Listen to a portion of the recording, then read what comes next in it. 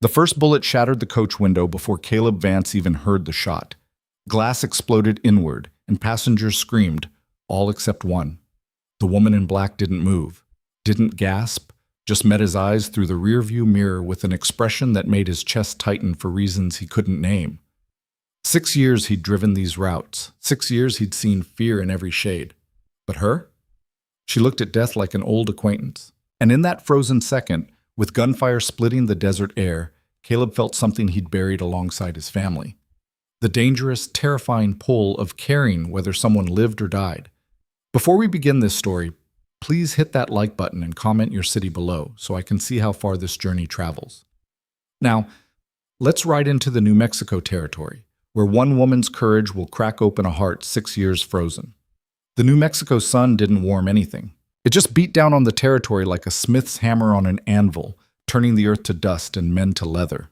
Caleb Vance had learned that truth the hard way, learned that heat could burn away more than skin if you let it, could burn away hope, memory, the will to feel anything at all. He'd been driving the Santa Fe to Colorado Springs route for 3 years now. Before that, different routes, different territories, always moving. Always alone except for the horses and whatever cargo of strangers climbed into his coach for a few days before disappearing back into their own lives. That's how he preferred it. The staging post at Santa Fe sat on the edge of town like a broken promise, weathered wood, dust-caked windows, and a sign that read Butterfield and Sons, even though both Butterfield sons had died of cholera 2 winters back. Caleb pulled the team to a stop in front of the building, his hands moving through the motions they'd performed 1,000 times. Set the brake, loop the reins, climb down without looking at the passengers. 20 minutes, he called out, voice rough from disuse. Get what you need. We don't stop again until Cimarron. The passengers filed out. A railroad surveyor with soft hands and softer convictions, a mining engineer headed for Cripple Creek, a preacher who'd tried 3 times already to engage Caleb in conversation about salvation. Caleb had stopped answering after the first attempt. Salvation wasn't something you found on a stagecoach route through hostile territory. It was something you lost there. He was checking the hitch on the lead horse when he heard the voice. Is there room for one more? Caleb didn't turn immediately. He'd learned to measure people by their voices before wasting time on their faces. This one was different, calm, measured, with an Eastern education smoothing the vowels but something harder underneath. Not the brittle hardness of women who'd grown up sheltered and were play-acting frontier grit. Something that had been earned. He straightened and turned. She stood in the doorway of the staging post, silhouetted against the dim interior. Mid-20s, maybe 30. Dark traveling dress that had seen real miles, not just a coach ride from one comfortable parlor to another. Her hair was pinned back in a practical style, and she carried a single worn leather valise that she held herself instead of expecting someone to carry it for her. But it was her eyes that made Caleb pause. Gray-green, steady, and completely unimpressed by either him or the brutal landscape around them. There's room, he said finally. If you can pay. I can pay. She moved forward, and he noticed she didn't pick her way carefully across the dusty ground like the preacher's wife had. She just walked, like the dirt was no different than a city street. How long to Colorado Springs? 4 days if the weather holds and we don't get raided. 5 or 6 if either happens. And which is more likely? Caleb almost smiled. Almost. Both. She nodded like he'd confirmed something she'd already suspected. Then I'd better get a seat. Name? Evelyn Shaw. She met his eyes directly. And you are? The driver. He turned back to the horses, already regretting the flicker of curiosity that had made him look at her a second longer than necessary. Curiosity was dangerous. It led to questions. Questions led to conversations, and conversations led to caring what happened to people when the bullets started flying. He'd cared once. Had a whole life built on caring, a ranch, a wife, a daughter with his mother's eyes. Then one dry summer night, a lantern had tipped in the barn, and he'd learned exactly how much caring cost when you couldn't save the things you loved. 6 years. 6 years of driving, drifting, keeping his hands busy and his heart empty. The woman, Evelyn, didn't push, just paid her fare to the station manager and took the remaining seat inside the coach without another word. Caleb approved of that, at least.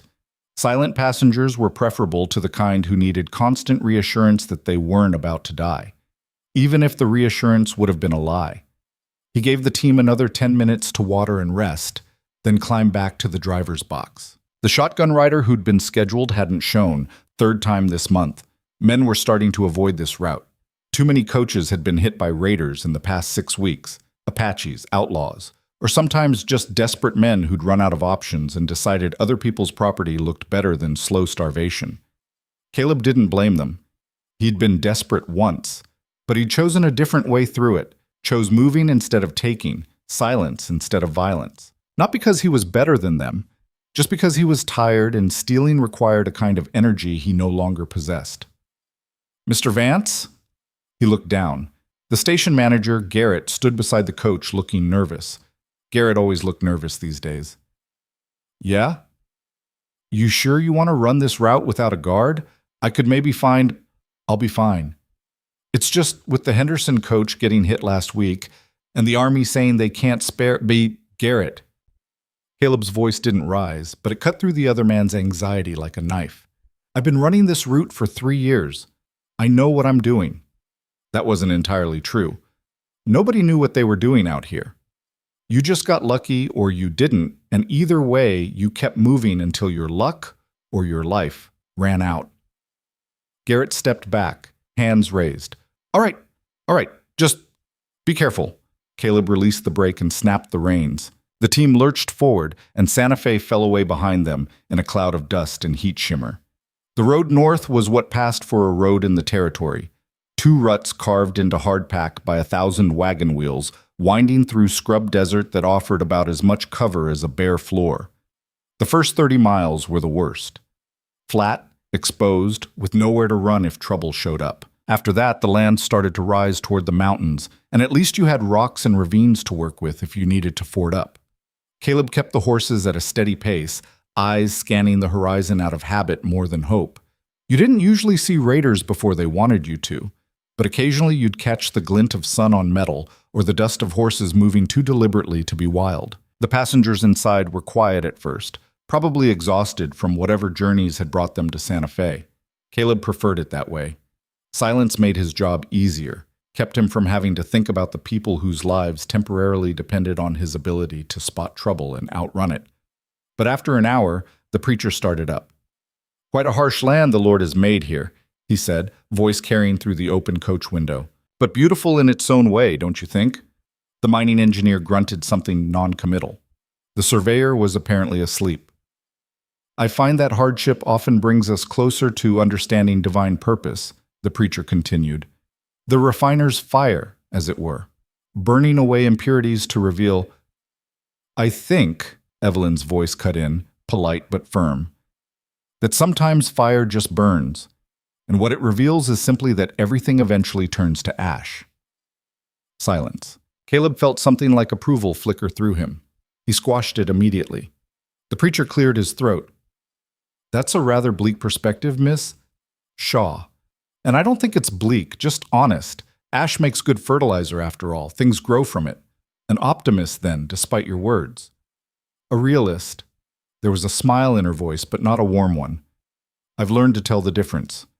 The conversation died after that, and Caleb found himself wondering what had taught Evelyn Shaw to measure hope against reality and find reality more trustworthy.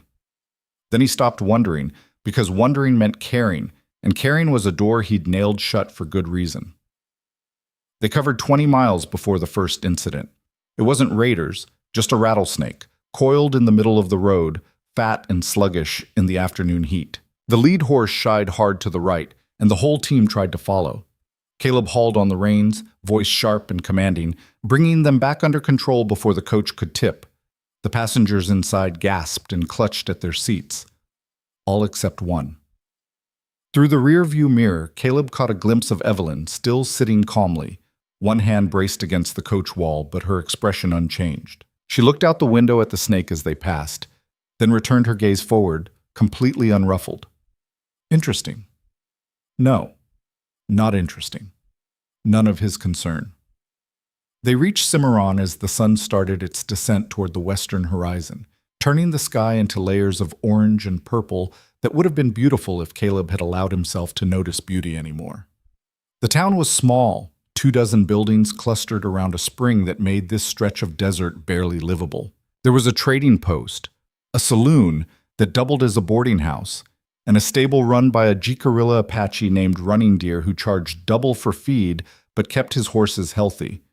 Caleb pulled the team to a stop in front of the saloon. "We stay here tonight," he called down. "Stage leaves at first light. Miss your departure, and you'll be waiting a week for the next coach." The passengers climbed out, stiff and dusty. The preacher immediately headed for the saloon. The surveyor and engineer followed. Evelyn stepped down last, moving carefully but not weakly, like someone whose body ached but who refused to acknowledge it. She looked up at Caleb, still on the driver's box. "Is there anywhere to wash up?" "Trading post has a pump out back. Water's cold but clean." "That'll do." She hesitated, then added, "Thank you." Caleb nodded and turned away, focusing on unhitching the team. Politeness from passengers always felt wrong, like they thought courtesy would somehow protect them if bullets started flying. As if manners mattered to men desperate enough to kill for the contents of a mail coach. He led the horses to Running Deer's stable, where the old Apache took them without comment and began the practiced work of checking hooves and checking for injuries. Caleb had learned years ago not to try making conversation with Running Deer. The man spoke when he had something to say and remained silent otherwise, a trait Caleb deeply appreciated. By the time Caleb returned to the saloon, the sky had gone from purple to deep blue, and the first stars were appearing. He ordered food and coffee, found a corner table, and settled in to eat quickly and alone. He was halfway through a plate of beans and hard bread when Evelyn sat down across from him. Caleb looked up, surprised despite himself. Passengers usually avoided him outside of necessary interactions. He'd cultivated that distance carefully, short answers, averted eyes. A general air of, "Don't bother me, and I won't bother you." "I've been thinking about rattlesnakes," Evelyn said, as if this were a perfectly normal conversation opener. Caleb waited. "Specifically, about how your lead horse reacted to that one this afternoon." She leaned forward slightly, hands folded on the table. "That was trained behavior. Someone taught those horses not to panic at every shadow and snake, which means you're not just a driver. You actually care whether your passengers live or die." "I care whether I get paid," Caleb said flatly. "Dead passengers complain to the company." She smiled, brief, knowing. "You're lying. You don't know me." "No, but I know what a man looks like when he's trying very hard not to care about anything." Her gray-green eyes stayed steady on his. "I've seen that look in the mirror often enough." Caleb set down his fork. "Miss Shaw." "I'm not trying to pry," she interrupted, "or make friends, if that's what you're worried about. I just wanted you to know that I see you, the real you, under all the silence and distance." She stood, picking up her own plate. "And I wanted to say that I appreciate the care you took today, even if you'd rather pretend you didn't." She walked away before Caleb could formulate a response. He sat there, staring at his half-eaten food, feeling something uncomfortable twist in his chest. It had been a long time since anyone had looked at him and claimed to see anything worth mentioning. Most people saw exactly what he wanted them to see, a rough-edged driver who probably drank too much and definitely talked too little. Someone to tolerate for a few days and then forget. But Evelyn Shaw had looked at him and seen, what? A man trying not to care? She was wrong. He wasn't trying not to care. He'd succeeded, had ripped caring out by the roots 6 years ago and salted the earth so nothing could grow back. Except now, sitting in a dim saloon in the middle of nowhere, with the taste of beans going cold in his mouth, Caleb wondered if maybe the roots went deeper than he'd thought, and if maybe Evelyn Shaw had just put her finger directly on the one truth he'd been running from for 6 years. He pushed the plate away and headed outside. The second day started badly. Caleb woke before dawn to find that one of the horses, the off-wheeler, was favoring her left foreleg. Not lame, but not sound either. He spent 20 minutes in Running Deer's stable, checking for stones or injuries while the old Apache watched silently. "Rock bruise," Running Deer finally said. 2 days rest would fix it." "We don't have 2 days." "Then you're stupid." Caleb straightened, jaw tight. "Can she make it to the next station?" Running Deer shrugged. "Maybe. Maybe she goes lame 5 miles out and you're stuck in open country with a wagon that can't move. Your choice. It wasn't really a choice. The schedule was the schedule, and Butterfield and Sons didn't tolerate delays. Caleb had already used up his tolerance for delays 3 years ago when he'd shown up drunk to a departure and nearly killed everyone by driving off the road. He paid Running Deer double to wrap the horse's leg, then went to wake the passengers. They left as the sun broke over the eastern hills, casting long shadows across the desert floor. The team pulled well enough despite the injured Wheeler, but Caleb could feel the imbalance in the way the coach rode, could feel it in his hands on the reins, in the slight hitch every fourth step. He pushed them a little slower than usual, trying to balance speed against the risk of causing more injury. But slower meant more time exposed in dangerous country, and time was its own kind of risk. 3 hours into the journey, the surveyor called up from inside the coach. "Driver, how much longer until we reach the next station?" 6 hours if we're lucky, Caleb called back. 6 hours. The surveyor's voice pitched higher. But we should have been there by now. We're running slower because of the Wheeler. You want to walk? You're welcome to try. Silence from below. Then Evelyn's voice, calm and matter-of-fact. What are our water supplies? Caleb approved of that question. Practical, focused on survival rather than comfort. Enough for everyone if you ration. Canteens are under the seat. Thank you. The morning wore on, heat rising until the air shimmered and the horizon dissolved into mirages. Caleb kept his eyes moving. Left, right, behind, ahead. Looking for the telltale signs that distinguished natural movement from human threat. He spotted the dust around noon, east, maybe 3 miles out, moving parallel to the road. Could be wild horses. Could be Apaches. Could be white raiders using Apache tactics. Distance made it impossible to tell. Caleb kept the team moving, heart rate steady despite the adrenaline beginning to filter through his system. Fear was useless. Training was what mattered, knowing when to run, when to fight, when to try talking your way clear. The dust kept pace for an hour, then disappeared behind a ridge. That should have been reassuring, should have meant whoever was out there had decided the coach wasn't worth the trouble. But Caleb's instincts, honed by 3 years of this route and 3 years before that on other routes just as dangerous, told him different. Told him the dust had disappeared because whoever was making it had moved to intercept rather than follow. He checked the rifle beside him on the driver's box. Loaded, ready. Checked the pistol at his hip, also loaded. Checked the road ahead, looking for places where an ambush might wait. The land here was starting to rise, desert giving way to scrub pine and red rock formations that clustered like teeth on either side of the road. Good for defense if you were stationary. Bad for evasion if you needed to run. Caleb loosened his shoulders, settled deeper into the rhythm of the team, and prepared for whatever came next. It came 2 miles later where the road narrowed between 2 rock outcroppings.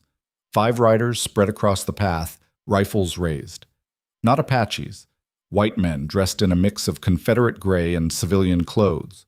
Deserters probably, or men who'd ridden with Quantrill or Bloody Bill and found themselves too marked to return to normal life after the war. Caleb pulled the team to a stop 30 yards out, far enough to give himself room to maneuver if needed. "Afternoon," the lead rider called out. He was older than the others, maybe 50, with a gray beard and eyes that had stopped seeing people as people a long time ago. "That's a fine coach you've got there." Caleb said nothing. "We're just simple travelers who've fallen on hard times," the man continued, voice mocking the politeness of the words. "Wondering if you might spare some supplies. Food, water, whatever valuables your passengers might be carrying." Still, Caleb stayed silent. He was calculating 5 men, 5 rifles, at least 5 pistols. The passengers inside were unarmed, except possibly for Evelyn. He had 2 guns, an element of surprise if he moved fast. The odds weren't good. "You deaf, driver?" One of the younger raiders, dark-haired and twitchy, urged his horse forward. "Boss is talking to you." "I heard him," Caleb said quietly. "Answer's no." The lead raider's expression didn't change, but something shifted in his posture. "That's disappointing. See, we were hoping to do this peacefully, but if you're going to be difficult..." The first shot came from inside the coach. It wasn't a killing shot, didn't even hit anyone. But it punched through the wooden side of the coach with a crack that froze everyone for a single, crystalline second. Caleb used that second, grabbed the rifle, brought it up, fired at the nearest rider. The man went down with a scream, and chaos erupted. The raiders returned fire, bullets slamming into the coach body and kicking up dust around the horses. Caleb fired again, reloaded with practiced speed, fired a third time. Inside the coach, someone was screaming. The preacher, probably. But someone else was firing back, the sharp reports of a pistol mixing with the deeper boom of the rifles. Evelyn. Caleb didn't have time to process that. He dropped the rifle, grabbed the reins, and screamed at the horses. Yeah! The team exploded forward, their fear turning into speed as bullets whistled past. One of the raiders tried to block their path, and Caleb drove straight at him. The man's horse spooked and reared, and they were through the gap, racing between the rock outcroppings with gunfire following them. A bullet caught the coach roof. Another shattered a side window. The surveyor was definitely screaming now. But the horses were running hard, pulling with everything they had, and the raiders were falling behind. Caleb kept them at full speed for 2 miles before daring to slow down and check for injuries. The off-wheeler was limping badly now, and blood showed on her leg where the wrap had come loose. The coach body was riddled with bullet holes, but intact. And inside, everyone alive in there? A moment of silence, then Evelyn's voice. We're alive, mister. Patterson fainted and the Reverend is praying loudly, but no one's hit. Who fired that first shot? Another pause. I did. Of course she did. Caleb wanted to be angry, wanted to yell at her for escalating a situation that might have been resolved with losing some supplies and pride. But the truth was, men like that didn't leave witnesses. They would have taken everything and killed everyone. And mercy would have just meant dying on your knees instead of on your feet. Evelyn Shaw had probably saved all their lives with that shot. We need to keep moving, Caleb called down. Next station is 4 miles. Can everyone hold on that long? Affirmative responses filtered back, shaky but determined. Caleb urged the team forward again, slower now to spare the injured horse, but fast enough to put distance between them and any raiders who might try following. His hands were steady on the reins, but something inside him was shaking. Something that felt dangerously like relief that they'd all survived. That the woman with the gray-green eyes was still alive. He pushed the feeling down, locked it away, and focused on the road. They reached Sweetwater Station just before dark, the horses blown and the injured wheeler barely able to stand. The station keeper, a weathered woman named Martha, took one look at the bullet-riddled coach and started swearing. What in hell happened? Raiders, Caleb said shortly, already unhitching the team. 5 of them. We got clear, but the coach took damage. Martha's eyes narrowed. Anyone hurt? No. Lucky then. She moved to help with the horses, her practiced hands gentler than her voice. You'll need a new wheeler. I've got one, but she's green. Won't like the harness. I'll manage. Inside the station house, the passengers stumbled out of the coach like sailors finding land after a storm. The surveyor looked pale and shaky. The mining engineer kept checking himself for injuries he didn't have. The preacher was still muttering prayers, and Evelyn stood beside the coach, calmly reloading the pistol she'd fired. Caleb walked over. Where'd you learn to shoot? She looked up, expression unreadable. My father. He believed women should know how to protect themselves. Smart man. He was. She holstered the pistol. It fit perfectly, which meant she'd been wearing it the whole time. I'm sorry if I overstepped, but those men weren't going to let us go. I know. Caleb met her eyes. You did right. Just next time, maybe give me a warning before you start a gunfight. A ghost of a smile. I'll try to remember that. They stood there for a moment, the air between them charged with something Caleb couldn't name and didn't want to examine. Adrenaline, probably. The aftermath of danger, when everything felt sharper and more real than it should. Then Martha called from the stable, and the moment broke. Caleb spent the next hour helping Martha settle the injured horse and prepare the replacement. The new wheeler was indeed green, young, skittish, and completely uninterested in being part of a stagecoach team. But Martha was right that she was sound, and sound mattered more than experience when you were trying to cross dangerous country on a schedule. By the time he finished, full dark had fallen, and the passengers had claimed space inside the station house. Martha ran a tighter operation than most station keepers. Clean beds, decent food, and a strict rule against drinking after dinner. It made her unpopular with some drivers, but Caleb appreciated it. Drunk passengers were almost as dangerous as raiders. He ate alone at a corner table, exhaustion pulling at him like weights. The adrenaline had worn off, leaving behind the familiar emptiness that always followed violence. Not guilt. He'd stopped feeling guilt about killing years ago. Just a hollowness, as if some part of him had leaked out along with the gunpowder smoke. Mind if I sit? Caleb looked up. Evelyn stood beside the table, holding her own plate. He should say no, should maintain the distance he'd kept for 6 years. But his mouth said, "Suit yourself," and she sat down. They ate in silence for a while. Not the uncomfortable silence of strangers forced together, but something easier. Caleb found himself relaxing slightly, the tension in his shoulders easing. "You saved our lives today," Evelyn said finally. "You helped." "I fired one shot. You drove us out of an ambush while being shot at." She set down her fork. "That takes skill and nerve."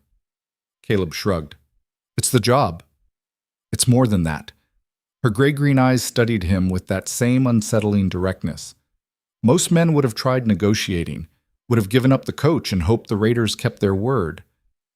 Most men haven't been doing this as long as I have. How long? 6 years? And before that? There it was. The question Caleb had been avoiding since Santa Fe. The question that led to other questions, and eventually to the truth he'd buried alongside his family. "Before that doesn't matter," he said quietly. "What matters is getting you to Colorado Springs alive." Evelyn studied him for another long moment, then nodded. "All right, but for what it's worth," she paused, choosing her words carefully. "Thank you. Not just for today. For seeing us as people worth saving, even if you'd rather pretend you don't." She stood and walked away before Caleb could respond. He sat there, staring at his empty plate, that uncomfortable twist in his chest returning. Evelyn Shaw kept doing that, kept seeing past his defenses to something underneath that he'd thought was dead. And the worst part was, he was starting to think maybe she was right. Maybe there was still something alive in there, buried under 6 years of silence and deliberate isolation. Something that had woken up the moment a composed woman with steady eyes stepped onto his coach and refused to flinch at danger. Something that felt dangerously like hope. Caleb pushed away from the table and headed outside, where the night air was cold and clear and empty of questions he didn't want to answer. Tomorrow, they'd continue north. 3 more days to Colorado Springs. 3 more days of danger and dust and the constant work of keeping passengers alive. 3 more days with Evelyn Shaw, who looked at him and saw things he'd thought he'd successfully erased. 3 more days to maintain the walls he'd built. Caleb stared up at the stars, vast and indifferent above the New Mexico territory, and wondered why those walls suddenly felt so much harder to defend. The stars were still out when Caleb woke, habit pulling him from sleep before dawn could break. His back ached from the thin mattress, and his hands were stiff from yesterday's death grip on the reins. He flexed his fingers in the darkness, listening to the quiet sounds of the station house, Martha moving around in the kitchen, the creak of floorboards as other early risers began their day. He dressed quickly and headed outside, where the cold morning air bit at his face and cleared the fog from his mind. The new wheeler stood in the corral, watching him with suspicious eyes. She was a roan, younger than he'd like, with a white blaze down her face that caught the pre-dawn light.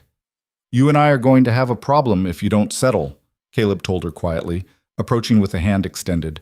The horse snorted and backed away. "Yeah, that's what I thought." "She doesn't trust easily." Caleb turned.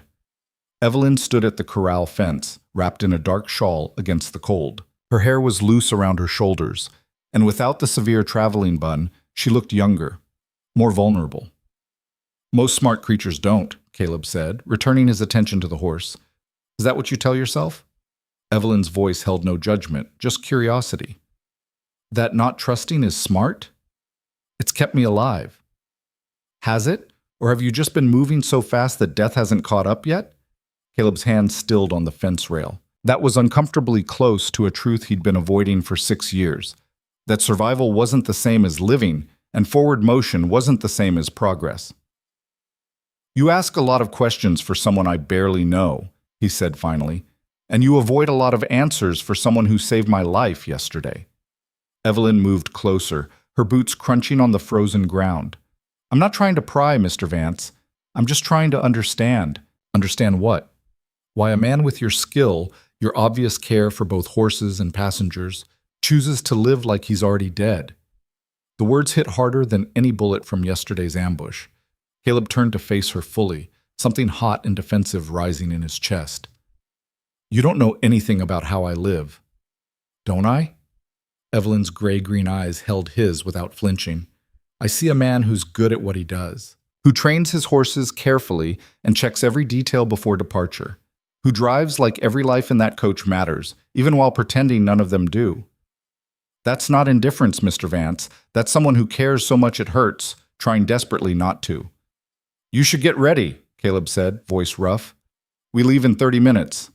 He walked away before she could respond, before the walls he'd maintained for 6 years could crack any further. But her words followed him like ghosts, whispering truths he'd spent 6 years trying to outrun.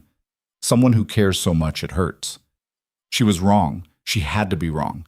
Because if she was right, it meant everything he'd built, the silence, the distance, the deliberate isolation, had been a waste.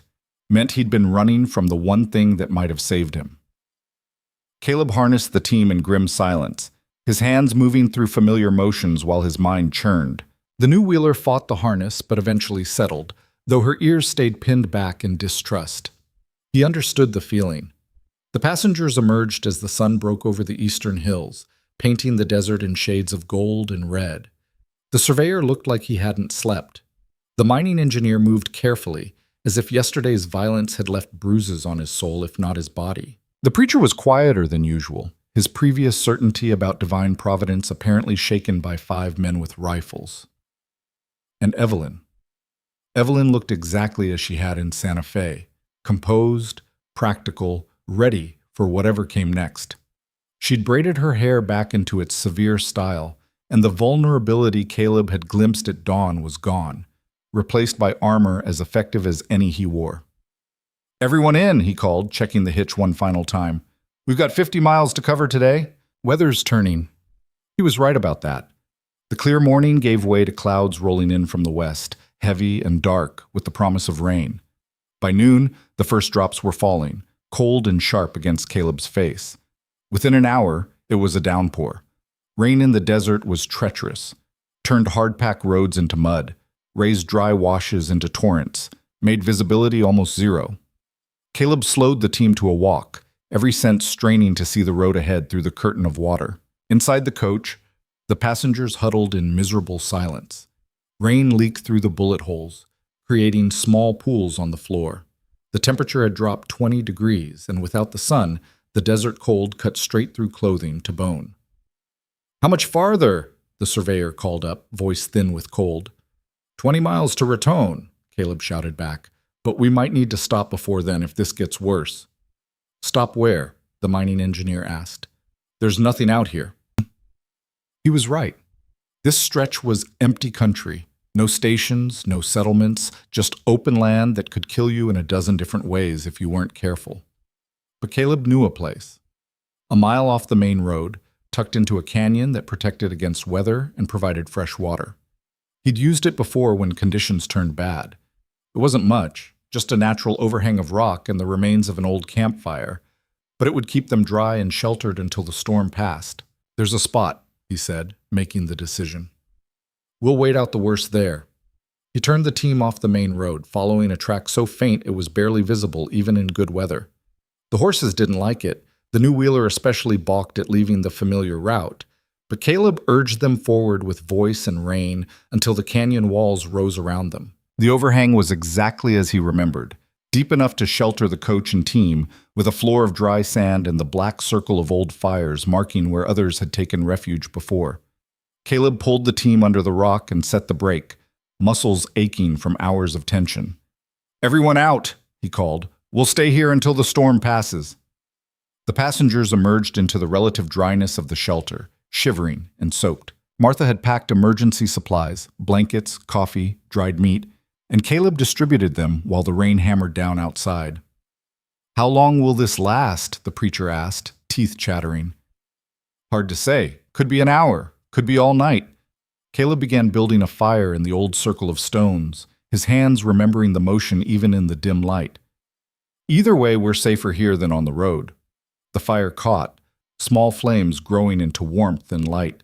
The passengers gathered around it, holding out cold hands and slowly recovering the ability to feel their extremities. Caleb checked the horses, making sure they were secure and had access to the water pooling at the canyon's edge. When he returned to the fire, Evelyn had made coffee. Real coffee, not the chicory mixture most stations served. The smell of it cut through the damp air like a promise. "Found this in the supply box," she said, handing him a cup. Seemed like the right moment. Caleb took it, the heat of the tin cup almost painful against his frozen fingers. "Thanks." They sat in silence, drinking coffee and listening to the rain. The other passengers had wrapped themselves in blankets and were trying to sleep, exhaustion overcoming discomfort. But Evelyn stayed alert, her eyes on the fire, her expression distant. "Where are you headed?"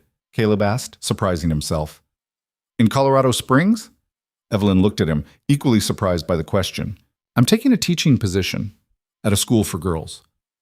"They hiring Eastern teachers now?" "They're hiring anyone who can read and isn't afraid of hard work." A slight smile touched her lips. "Though I suspect my references helped. My father knew the school's founder." "Your father who taught you to shoot?" "The same." Her expression softened with memory. "He was a professor, philosophy. He believed education was the only real weapon against ignorance and cruelty. And you believe that too?" "I believe people deserve a chance to be more than what circumstance made them." She met his eyes across the fire. "I believe you can't always choose what happens to you, but you can choose what you become because of it." Caleb looked away, uncomfortable with how directly those words applied to him. He'd made his choice 6 years ago, chose to become nothing, to feel nothing, to want nothing, chose to keep moving so he'd never have to stay still long enough to face what he'd lost. "What happened to your father?" he asked, deflecting. "He died 2 years ago. Pneumonia." Evelyn's voice stayed steady, but something flickered in her eyes. "I nursed him through 3 weeks of fever and pain, and then he was gone. And I realized I had 2 choices: stay in Boston surrounded by memories, or go somewhere new and build something that mattered. So you came west." "So I came west." She took a sip of coffee. "What about you, Mr. Vance?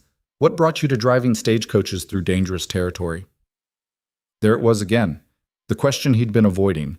But sitting in firelight, with rain falling like a curtain around them and the rest of the world temporarily held at bay, Caleb found the walls harder to maintain. "I was a rancher," he said quietly. "Had a place in Wyoming territory. Small operation, but it was mine. Built it from nothing over 10 years. Evelyn waited, not pushing, just listening. "I had a wife, Sarah, and a daughter, Emma. She was 4. The words felt rusty in his mouth, like machinery that hadn't been used in years. One night, summer of 1859, a lantern tipped in the barn. I was out checking the herd. By the time I saw the smoke," he stopped, the memory rising up sharp and clear despite 6 years of trying to bury it. The orange glow against the night sky. The sound of Sarah screaming Emma's name. The heat that drove him back every time he tried to reach the house. The smell of burning wood and burning flesh and burning dreams. "I couldn't save them," Caleb said, voice barely above a whisper. "Couldn't save anything. Stood there and watched everything I'd built turn to ash." Evelyn's hand found his across the space between them, her fingers cold but steady. She didn't say she was sorry, didn't offer platitudes about time healing or finding peace, just held his hand and let him feel the weight of what he'd carried alone for 6 years. "After," Caleb continued, needing to finish now that he'd started, "I sold what was left, took the money and started moving. Figured if I never stopped, never settled, never let myself care about anything again, then I couldn't lose anything else." "And has it worked?" Evelyn asked gently. Caleb looked at her, really looked at her for the first time. At the intelligence in her eyes, the strength in her shoulders, the quiet courage that had made her step onto a stagecoach knowing the dangers. At the woman who'd fired a pistol at armed raiders without hesitation and made coffee in a desert storm and refused to let him hide behind his carefully constructed walls. "No," he admitted. "It hasn't worked at all." The words hung between them, truth laid bare in firelight. Caleb had spent 6 years running, and all he'd managed to do was carry his grief further into the wilderness. It had never gotten lighter, never faded. He'd just gotten better at pretending he wasn't still bleeding from wounds that had never healed. My father used to say, Evelyn said softly, that the opposite of love isn't hate, it's indifference, and that the only thing worse than feeling too much is feeling nothing at all. Wise man. He was. She squeezed his hand once, then let go. But wisdom doesn't make loss hurt less, doesn't make moving forward any easier. It just reminds you that forward is still a direction worth traveling. Caleb wanted to argue, wanted to retreat back behind his walls and pretend this conversation had never happened.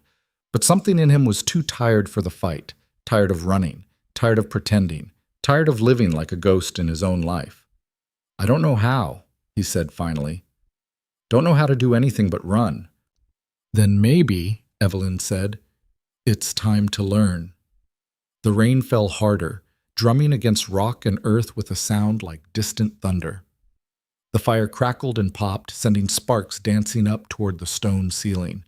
And Caleb Vance, who'd spent 6 years convinced he'd never feel anything again, felt something crack open inside him, something painful and terrifying and achingly real. Hope. The storm lasted through the night. The passengers slept in shifts, huddled in blankets near the fire while Caleb kept watch. Evelyn stayed up with him, not talking, just present, a steady warmth in the darkness that made the hours pass easier than they had any right to. When dawn finally broke, the rain had passed, leaving behind a world scrubbed clean and strange. The desert bloomed overnight, tiny flowers pushing up through damp sand, their colors bright against the gray stone and brown earth. The air smelled of sage and rain and something indefinable that made Caleb's chest ache with memory. Sarah had loved rain, used to stand on the porch and watch storms roll across the plains, Emma tucked against her side, both of them laughing when the wind changed direction and sprayed them with water. The memory hurt, but for the first time in 6 years, it didn't destroy him. They reached Raton by noon, the road muddy but passable. The station keeper there was a nervous man named Phillips, who spent 10 minutes expressing relief that they'd survived the storm before finally getting around to checking the horses and preparing fresh supplies. The passengers stretched their legs and tried to dry out their belongings. The surveyor looked marginally better after a night's rest. The mining engineer had started talking about the silver deposits near Cripple Creek with something approaching enthusiasm. Even the preacher had recovered some of his earlier certainty, though he kept his sermons to himself. And Evelyn stood near the corral, watching the mountains rise in the distance, her expression thoughtful. Caleb walked over, 2 cups of the station's terrible coffee in hand. He offered one to her. "Thinking about your school?" he asked. "Thinking about students," she corrected. "About girls who've been told they're not smart enough or important enough to deserve education. About giving them tools to fight back against a world that wants to keep them small. That's a good thing to think about. Is it?" Evelyn turned to face him. "Sometimes I wonder if I'm being foolish. If one teacher in one school can really change anything." "My wife was a teacher," Caleb said, the words coming easier now. "Before we married, taught reading to minors' children in a camp school. She used to say that every person who learned to read was one more person who couldn't be easily lied to. One more person who could think for themselves. She sounds like she was remarkable." She was. Caleb took a sip of coffee, tasting memories alongside the bitter brew. "And she would have told you that being foolish and being brave look pretty similar from the outside. The difference is, fools quit when things get hard. Brave people keep going."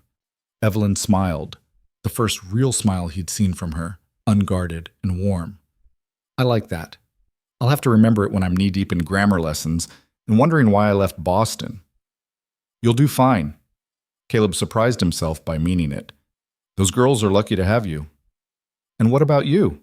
Evelyn asked. "What will you do after Colorado Springs?" It was the question Caleb had been avoiding asking himself. The route continued beyond Colorado Springs, down to Denver, back to Santa Fe, the same circuit he'd been running for 3 years. The same empty miles, the same careful distance, the same deliberate isolation.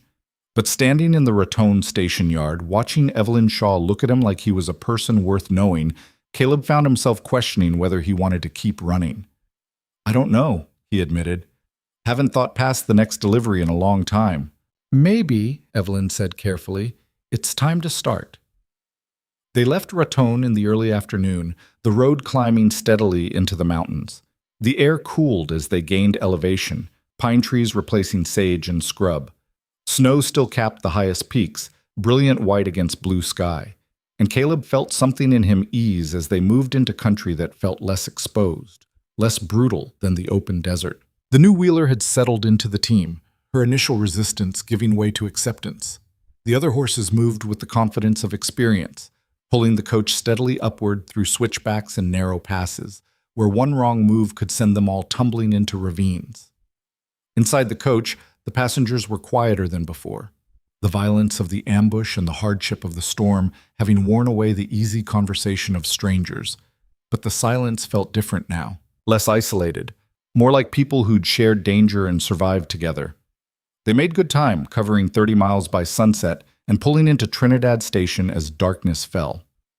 The station keeper was a woman named Rosa, Mexican-born and iron-willed, who ran the tightest operation in the territory. Her meals were good, her beds were clean, and she had a reputation for throwing out anyone who caused trouble, including drivers who showed up drunk or passengers who insulted her staff. Caleb had always liked Rosa.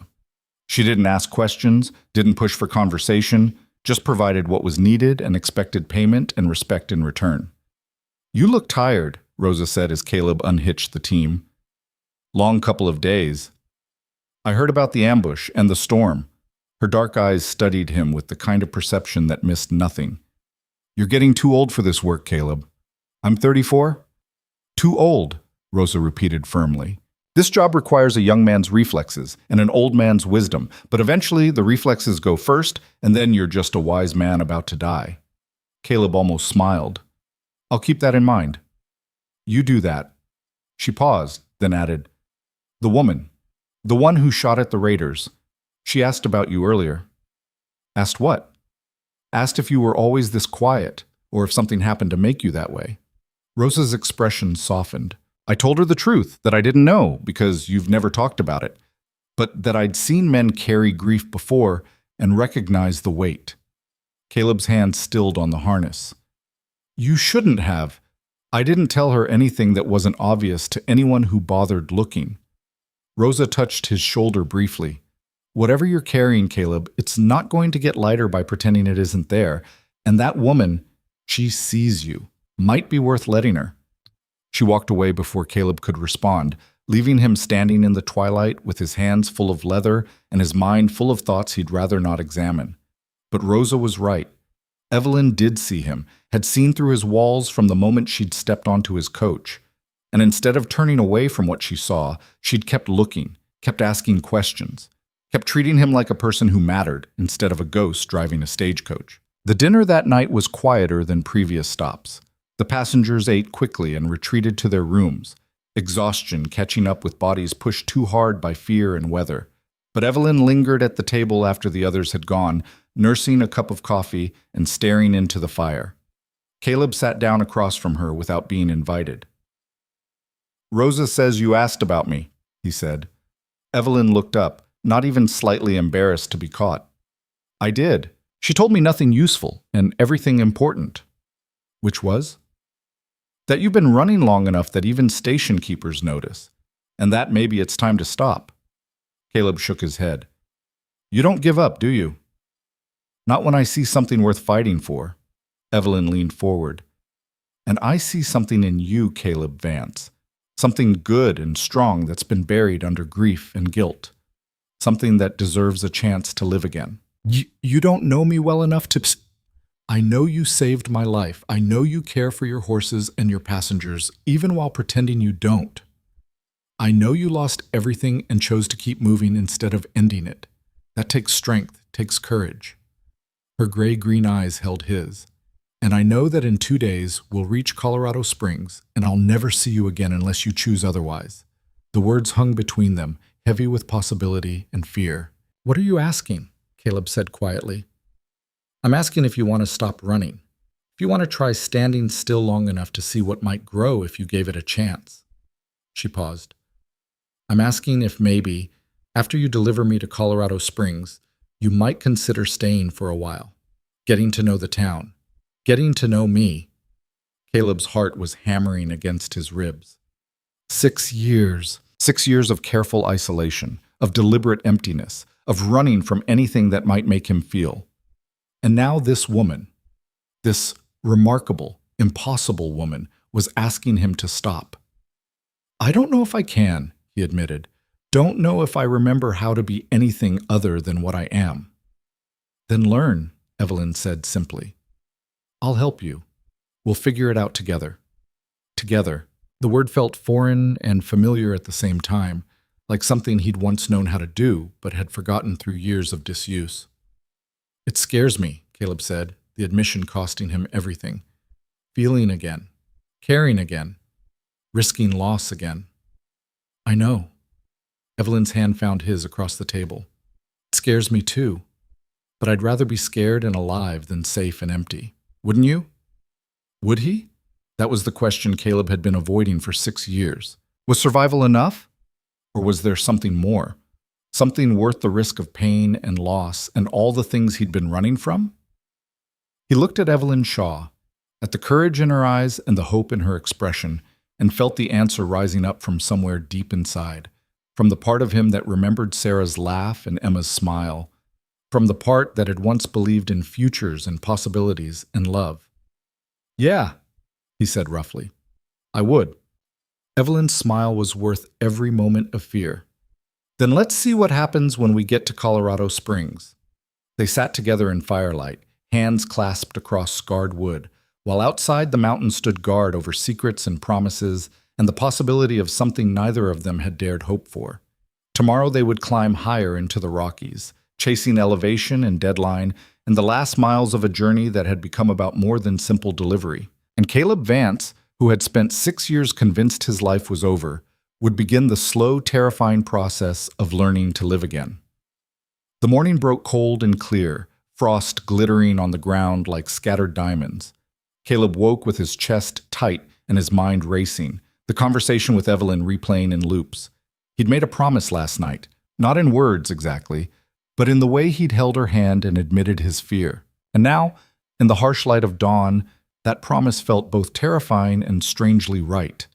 He found her already awake, standing at the corral fence watching the horses. She'd wrapped herself in a wool shawl against the cold, and her breath came out in small clouds of vapor. "Couldn't sleep?" Caleb asked, moving to stand beside her.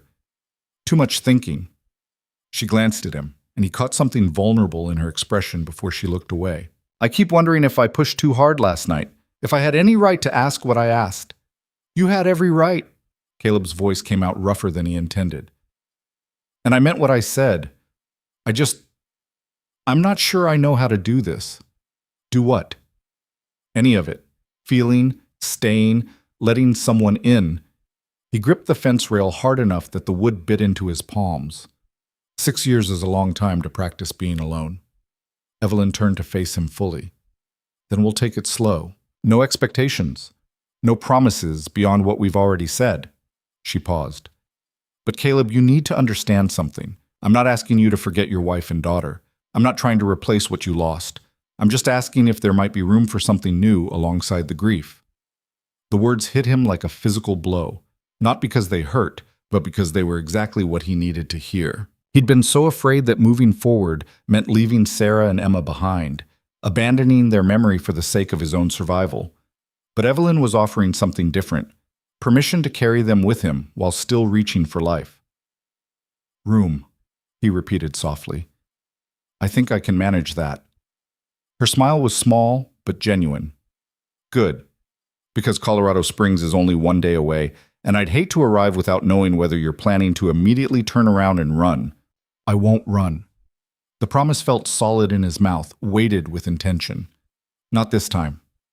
They stood together in the cold morning, watching the horses shift and stamp, and Caleb felt something settle in his chest, something that felt dangerously like peace. Rosa had breakfast ready when they returned to the station house, eggs and bacon and bread that was actually fresh instead of the usual hardtack. The other passengers ate quickly, eager to reach their final destination. Only one more day, and they'd all be free of the coach's confines and each other's company. But Caleb found himself not quite ready for it to end. Found himself watching Evelyn across the table and thinking about what came after, about whether he had the courage to actually stay, or whether his nerve would fail when the moment came to choose between the familiar emptiness of the road and the terrifying possibility of connection. They departed Trinidad as the sun climbed over the eastern peaks, painting the snow-capped mountains in shades of pink and gold. The road ahead was the most dangerous stretch, steep grades, narrow passes, and sections where the coach wheels ran inches from sheer drops that fell hundreds of feet.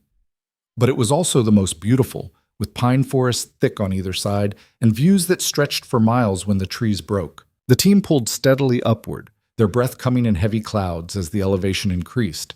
The new wheeler had fully integrated now, moving in rhythm with the other horses like she'd been part of the team for years instead of days. Caleb felt a strange pride in that, in his ability to take something frightened and uncertain and help it find its place. Maybe that was what Evelyn was doing for him, helping him find his place again. The morning passed without incident, the road challenging but manageable. Inside the coach, the passengers were mostly quiet, though Caleb occasionally caught snatches of conversation drifting up through the window. The mining engineer talking about assay techniques, the surveyor discussing railroad routes. The preacher had apparently given up on converting anyone and was just reading silently from his worn Bible. And Evelyn was looking out the window at the passing landscape, her expression thoughtful in a way that made Caleb wish he could read her thoughts. They stopped for a midday break at a place where a stream crossed the road, cold and clear from mountain snowmelt. The passengers climbed out to stretch and drink, and Caleb used the time to check the team and redistribute weight in the coach. Everything was holding up well. No loose bolts, no signs of stress beyond the normal wear of hard travel. "Mr. Vance?" The surveyor approached, looking uncomfortable. "I wanted to thank you for getting us through that ambush and the storm. I realize I haven't been the easiest passenger." Caleb straightened, surprised. "You paid your fare. That's all that matters." Still, the surveyor extended his hand. "You're good at what you do. Better than good. If I'm ever in a position to recommend drivers to the company, I'll make sure they know." Caleb shook his hand, not quite sure how to respond to praise he hadn't expected and wasn't certain he deserved. "Appreciate it." The surveyor nodded and walked away, leaving Caleb standing beside the coach feeling oddly off balance. Recognition felt strange after years of deliberate anonymity, like sunlight on skin that had been too long in shadow. "He's right, you know." Evelyn appeared beside him, holding 2 canteens she'd just filled from the stream. "You're good at this, better than you give yourself credit for." "It's just a job." "Is it?"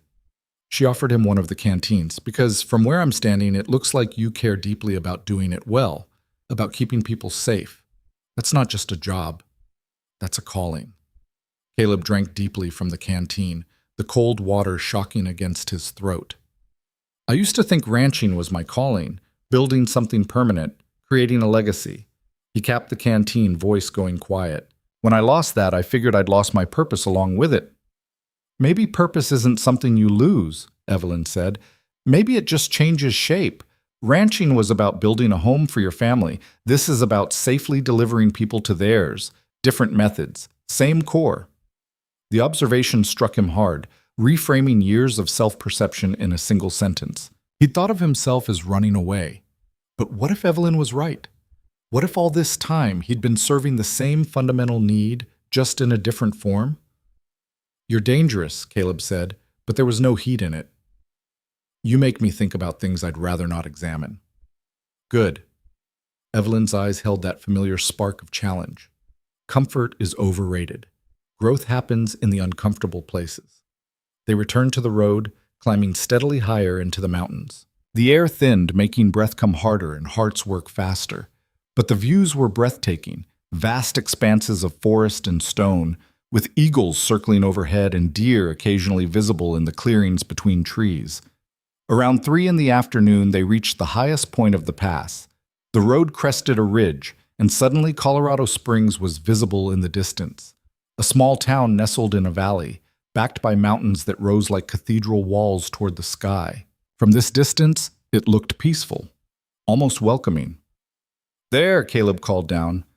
"Colorado Springs, we'll reach it by nightfall." Inside the coach, the passengers stirred with renewed energy. The end was in sight.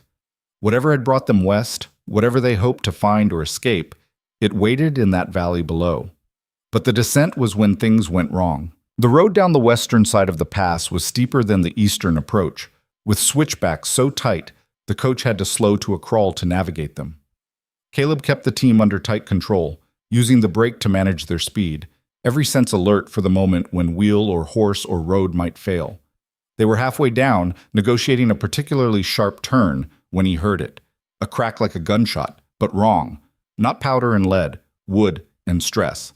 The rear axle. Caleb felt it through the reins before he saw it. A sudden lurch as the coach's back end dropped, weight shifting catastrophically to the left. He hauled on the brake, shouting at the horses to stop, but momentum and gravity had other ideas. The coach tilted. Passengers screamed, and for one endless second Caleb thought they were going over the edge, hundreds of feet of empty air waiting to swallow them whole.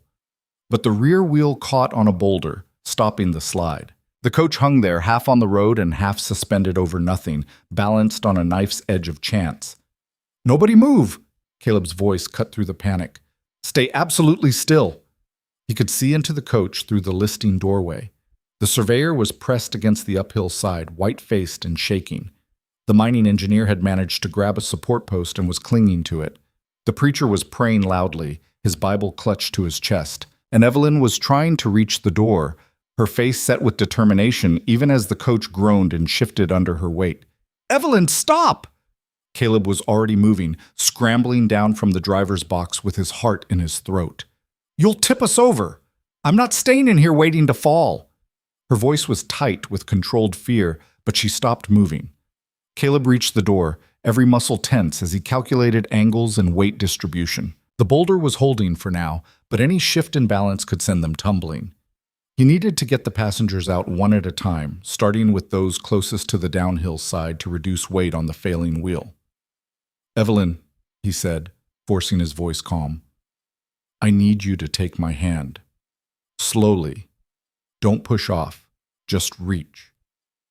Her eyes met his through the tilted doorway, and he saw fear there, real fear, for the first time since Santa Fe. But she nodded and began moving with agonizing slowness, one hand reaching toward him while the other maintained contact with the coach wall.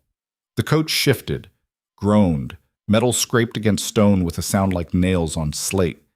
Caleb's hand closed around Evelyn's wrist. "I've got you. On 3, you're going to let go and let me pull. Trust me." "I trust you." 3 words that carried more weight than any vow. Caleb counted 1, 2, 3, and pulled. Evelyn let go and let him take her weight, and for a terrible moment she was suspended between coach and safety, over hundreds of feet of empty air. Then she was in his arms, solid and real and alive, and Caleb was pulling them both away from the edge, away from the tilting coach, back to the relative safety of the uphill side of the road. "I've got you," he repeated, not sure if he was reassuring her or himself. "You're safe." Evelyn's hands fisted in his shirt, her breath coming in shaky gasps. The others, "I'll get them," Caleb set her firmly on solid ground. "Stay here." He went back for the surveyor next, then the mining engineer, then finally the preacher, each extraction a careful dance of balance and nerve. By the time all 4 passengers were safely on solid ground, Caleb's hands were shaking and his shirt was soaked with sweat despite the mountain cold. The coach hung there, groaning softly, held by nothing more than a single boulder and luck that wouldn't last. "What about the horses?" Evelyn's voice was steadier now, though her face was still pale. Caleb moved to the team, which had been standing frozen in place since the axle broke, held by training and his earlier commands. They were terrified. He could see it in their rolling eyes and pinned ears. But they trusted him enough to wait for instruction. He began unhitching them one at a time, starting with the leaders and working back. The new wheeler fought him, fear overcoming her recent acceptance, but Caleb gentled her with voice and touch, until she calmed enough to be led away from danger. When the last horse was free, Caleb stood on the road and looked at the coach. 6 years of his life, reduced to broken wood and bent metal hanging off a cliff. All his possessions were in there, what few he owned. His spare clothes, his shaving kit, a daguerreotype of Sarah and Emma that he'd carried since the fire. The only things that had connected him to his past, about to be lost to a mountain ravine. "Is there anything you need from inside?" Evelyn asked quietly, moving to stand beside him. Caleb thought about the daguerreotype, about climbing back into that tilting death trap to retrieve a photograph of people who were 6 years gone, about whether holding on to the past was worth risking the future. "No," he said finally. "There's nothing I need." As if in response, the coach gave one final groan and slipped. The boulder that had been holding it gave way, and the whole thing tumbled over the edge, wood splintering, metal screaming, the sound of destruction echoing across the valley below. They stood in silence, watching dust settle over the place where the coach had been. "Well," the mining engineer said eventually, "that's going to be quite a report to file with the company." The absurdity of the statement broke the tension. The surveyor laughed, high and slightly hysterical. The preacher clutched his Bible and murmured something about miracles, and Evelyn looked at Caleb with an expression he couldn't quite read. "We should move," Caleb said, pulling himself together. "It's 3 miles down to the valley. We can walk it before dark if we start now." "What about the horses?" the surveyor asked. "I'll lead them. They can't pull the coach anymore, but they can get themselves down the mountain."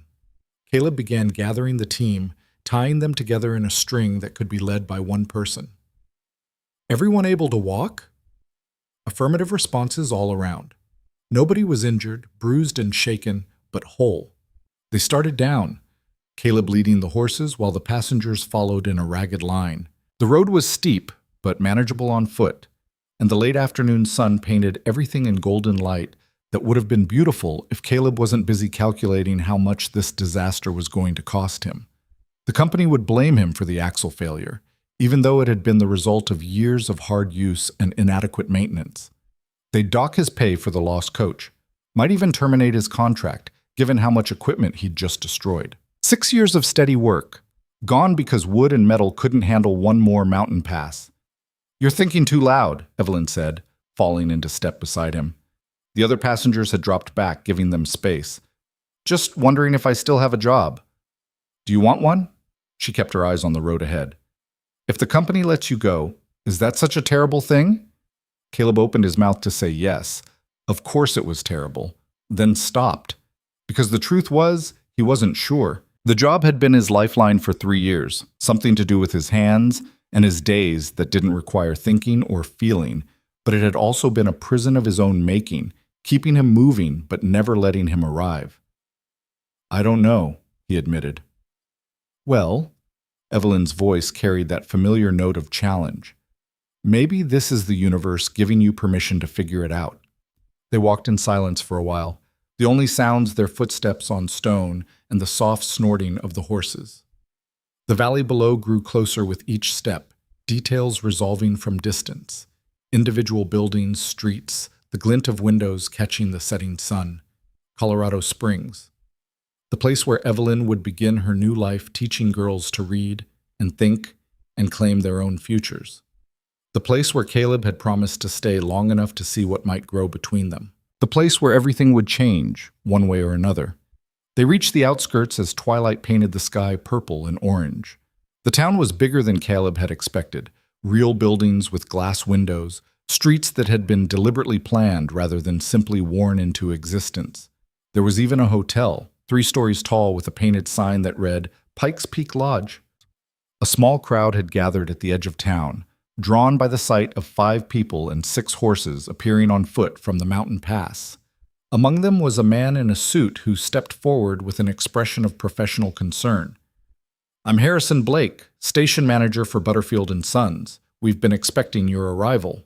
His eyes traveled over the group, clearly noting the absence of a coach. "I take it there was an incident?" "The rear axle failed on the descent," Caleb said flatly. "Coach went over the side. No injuries to passengers or team." Blake's face tightened. "The coach is a total loss." "Yes." "I see." Blake pulled out a small notebook and began writing. "You'll need to file a full report. The company will want details about the circumstances. Your speed at the time of failure, previous maintenance records." "Mr. Blake!" Evelyn interrupted, her voice sharp with barely controlled anger. "Mr. Vance just saved all our lives. He got us down a mountain pass on foot without losing a single passenger or horse. Perhaps you could save the interrogation for after we've had a chance to rest." Blake blinked, clearly unused to being challenged. "I'm simply following company protocol, Miss Shaw." and your protocol can wait until morning. She turned to Caleb. Where can I find you tomorrow? To give my statement supporting yours? I'll be at the livery, settling the horses. Caleb felt something warm expand in his chest at her defense of him. But you don't need to. Yes, I do. Her eyes held his. You kept your promise. Got me here safely. Now I'm keeping mine. Blake cleared his throat. Well, if there's nothing else urgent, I can show you all to the hotel. The company will cover rooms for tonight, given the circumstances. The passengers dispersed, following Blake toward the hotel. But Evelyn lingered, standing close enough that Caleb could feel the warmth of her despite the cooling evening air. You're really staying? She asked quietly. Caleb looked at the town spread before them, solid, permanent, full of people living actual lives instead of just moving through them. Looked at Evelyn, who'd challenged him and seen him and refused to let him hide. Looked at the mountains behind them, where a coach lay broken at the bottom of a ravine alongside 6 years of running. Yeah, he said, and felt the truth of it settle into his bones. I'm really staying. Her smile could have lit the darkening street. Good, because I start teaching in 3 days, and I'm going to need someone to help me move supplies to the schoolhouse. You available? I might be. Then I'll see you tomorrow, Caleb Vance. She touched his arm briefly. Just a moment of contact, but it burned through his sleeve like brand. Thank you. For everything. She walked away toward the hotel, leaving Caleb standing in the street with 6 horses and a choice he'd already made, but was only now beginning to understand the full weight of. He'd stopped running. After 6 years of constant motion, of deliberate isolation, of living like a ghost in his own life, he'd finally stopped. And standing there in the twilight, with mountains at his back and possibility ahead, Caleb felt something he hadn't felt since the night the barn burned. He felt like maybe, just maybe, he could learn to live again. He led the horses toward the livery, where warm light spilled from open doors and the smell of hay and leather promised comfort. Tomorrow would bring company investigations and difficult conversations about his future employment. Tomorrow would bring the first real steps toward whatever he and Evelyn were building. But tonight, Caleb just walked, one foot in front of the other, carrying his past and reaching for his future, finally understanding that you didn't have to choose between them. You just had to be brave enough to hold both at the same time. The livery owner was a gruff man named Mitchell, who took one look at Caleb's exhausted face and the string of equally exhausted horses and simply nodded toward the stalls. No questions, no demands for immediate payment, just the quiet understanding of one working man for another at the end of a hard day. Caleb settled each horse with the kind of care that had become automatic over the years, checking hooves, brushing away trail dust, making sure water and feed were within easy reach. The new wheeler nuzzled his shoulder as he worked, and he found himself smiling despite everything. She'd come a long way from the skittish animal who'd fought the harness in Sweetwater. She trusts you now, Mitchell observed from the doorway, arms crossed. That's good work for less than a week. Just took patience. Caleb moved to the next stall, his muscles protesting every movement. He was going to feel this tomorrow. The crash, the climb down, the weight of near death carried in his shoulders and back. Heard you lost the coach. Mitchell's tone was neutral, neither judgment nor sympathy. Axel failed. Nothing I could have done different. Blake see it that way? Probably not. Caleb finished with the last horse and straightened, wiping his hands on his pants. But that's tomorrow's problem. Mitchell studied him for a moment, then said, You need a place to sleep tonight? I've got a room above the stable. Nothing fancy, but it's warm and the bed's decent. Caleb's first instinct was to refuse. He had enough money for a hotel room, didn't need charity. But something in Mitchell's expression stopped him. This wasn't charity. This was one man offering another a quiet place to land after a rough day. No strings, no expectations. I'd appreciate that, Caleb said. The room was exactly as advertised. Small, clean, with a bed that was actually comfortable, and a window that looked out over the main street. Caleb stood at that window for a long time, watching Colorado Springs settle into night. Lamps flickered on in windows. People moved along the boardwalks, heading home to families and routines and lives that had roots. For 6 years, he'd watched towns like this from the outside, always passing through, never staying long enough to learn names or recognize faces. And he told himself that was freedom, the ability to move without attachment, to exist without the burden of connection. But standing in Mitchell's spare room, watching ordinary people live ordinary lives, Caleb understood what he'd really been doing. He hadn't been free. He'd been hiding, running from the possibility of loss by refusing to gain anything worth losing. And now he'd stopped. Had planted his feet in this valley town and made a promise to a woman who saw through his walls. Had chosen connection over isolation, risk over safety. The terror of that choice hit him all at once, hard enough that he had to sit down on the bed and focus on breathing. What if he failed? What if he tried to build something with Evelyn and it fell apart the way his ranch had burned? What if he let himself care again and loss came back to finish what it had started 6 years ago? But even as the fear crashed over him, another thought rose to meet it. What if he succeeded? What if letting someone in didn't destroy him but saved him? What if the life he could build here, with Evelyn, with community, with purpose beyond simple survival, was worth the risk? Caleb lay back on the bed, exhaustion finally catching up with the adrenaline and fear. Tomorrow he'd face Blake's interrogation and probably lose his job. Tomorrow he'd have to figure out what came next, how to build a life in a place where he had no connections and no clear path forward. But tomorrow also held Evelyn's promise to help move supplies to the schoolhouse, held the possibility of conversation and connection and the slow, terrifying work of learning to open up again. He fell asleep thinking about gray-green eyes and steady hands, and the way she'd looked at him when he'd pulled her from the tilting coach, like he was someone worth saving. Morning came too early and too bright, sunlight streaming through the window with offensive cheerfulness. Caleb woke with every muscle aching and his mind immediately jumping to all the problems waiting to be solved. The company investigation, his uncertain employment, the fact that he'd committed to staying in a town where he knew exactly one person and had no clear plan for supporting himself. He dressed in the same clothes he'd worn yesterday.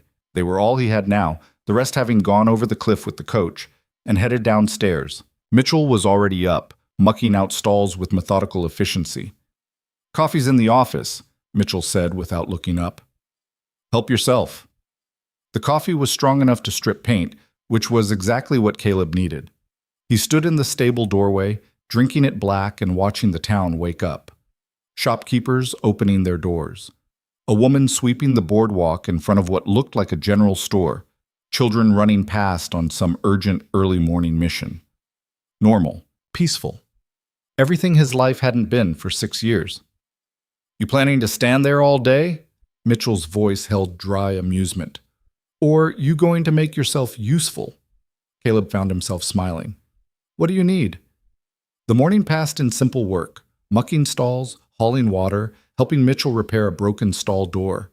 It was good to have his hands busy, good to focus on immediate physical tasks instead of the swirl of worry and possibility in his head. Mitchell worked alongside him in comfortable silence, the kind that didn't need to be filled with conversation. Around 10, a boy showed up at the stable door, breathless and excited. "Mr. Vance, Miss Shaw sent me to find you. She says if you're still planning to help with the schoolhouse, she's ready when you are." Caleb's heart did something complicated in his chest. She'd sent for him, had remembered her casual invitation from last night and followed through, even though she had no real reason to involve him in her work. "Tell her I'll be there in 20 minutes, Caleb said. The boy nodded and ran off. Mitchell raised an eyebrow. "Miss Shaw, huh? That the teacher?" "Yeah. Pretty woman, smart from what I hear. Came all the way from Boston." Mitchell's expression was carefully neutral. "You two friends?" "Something like that." Caleb wasn't ready to examine exactly what they were. "She needs help moving supplies. I offered." "Uh-huh." Mitchell's tone suggested he wasn't fooled. "Well, go on then. Stalls can wait." "But Vance?" Caleb turned back. "Whatever you're running from," Mitchell said quietly. "This is a good town to stop running in. People here mind their own business, but they'll help if you need it. Worth remembering." Caleb nodded, throat suddenly tight.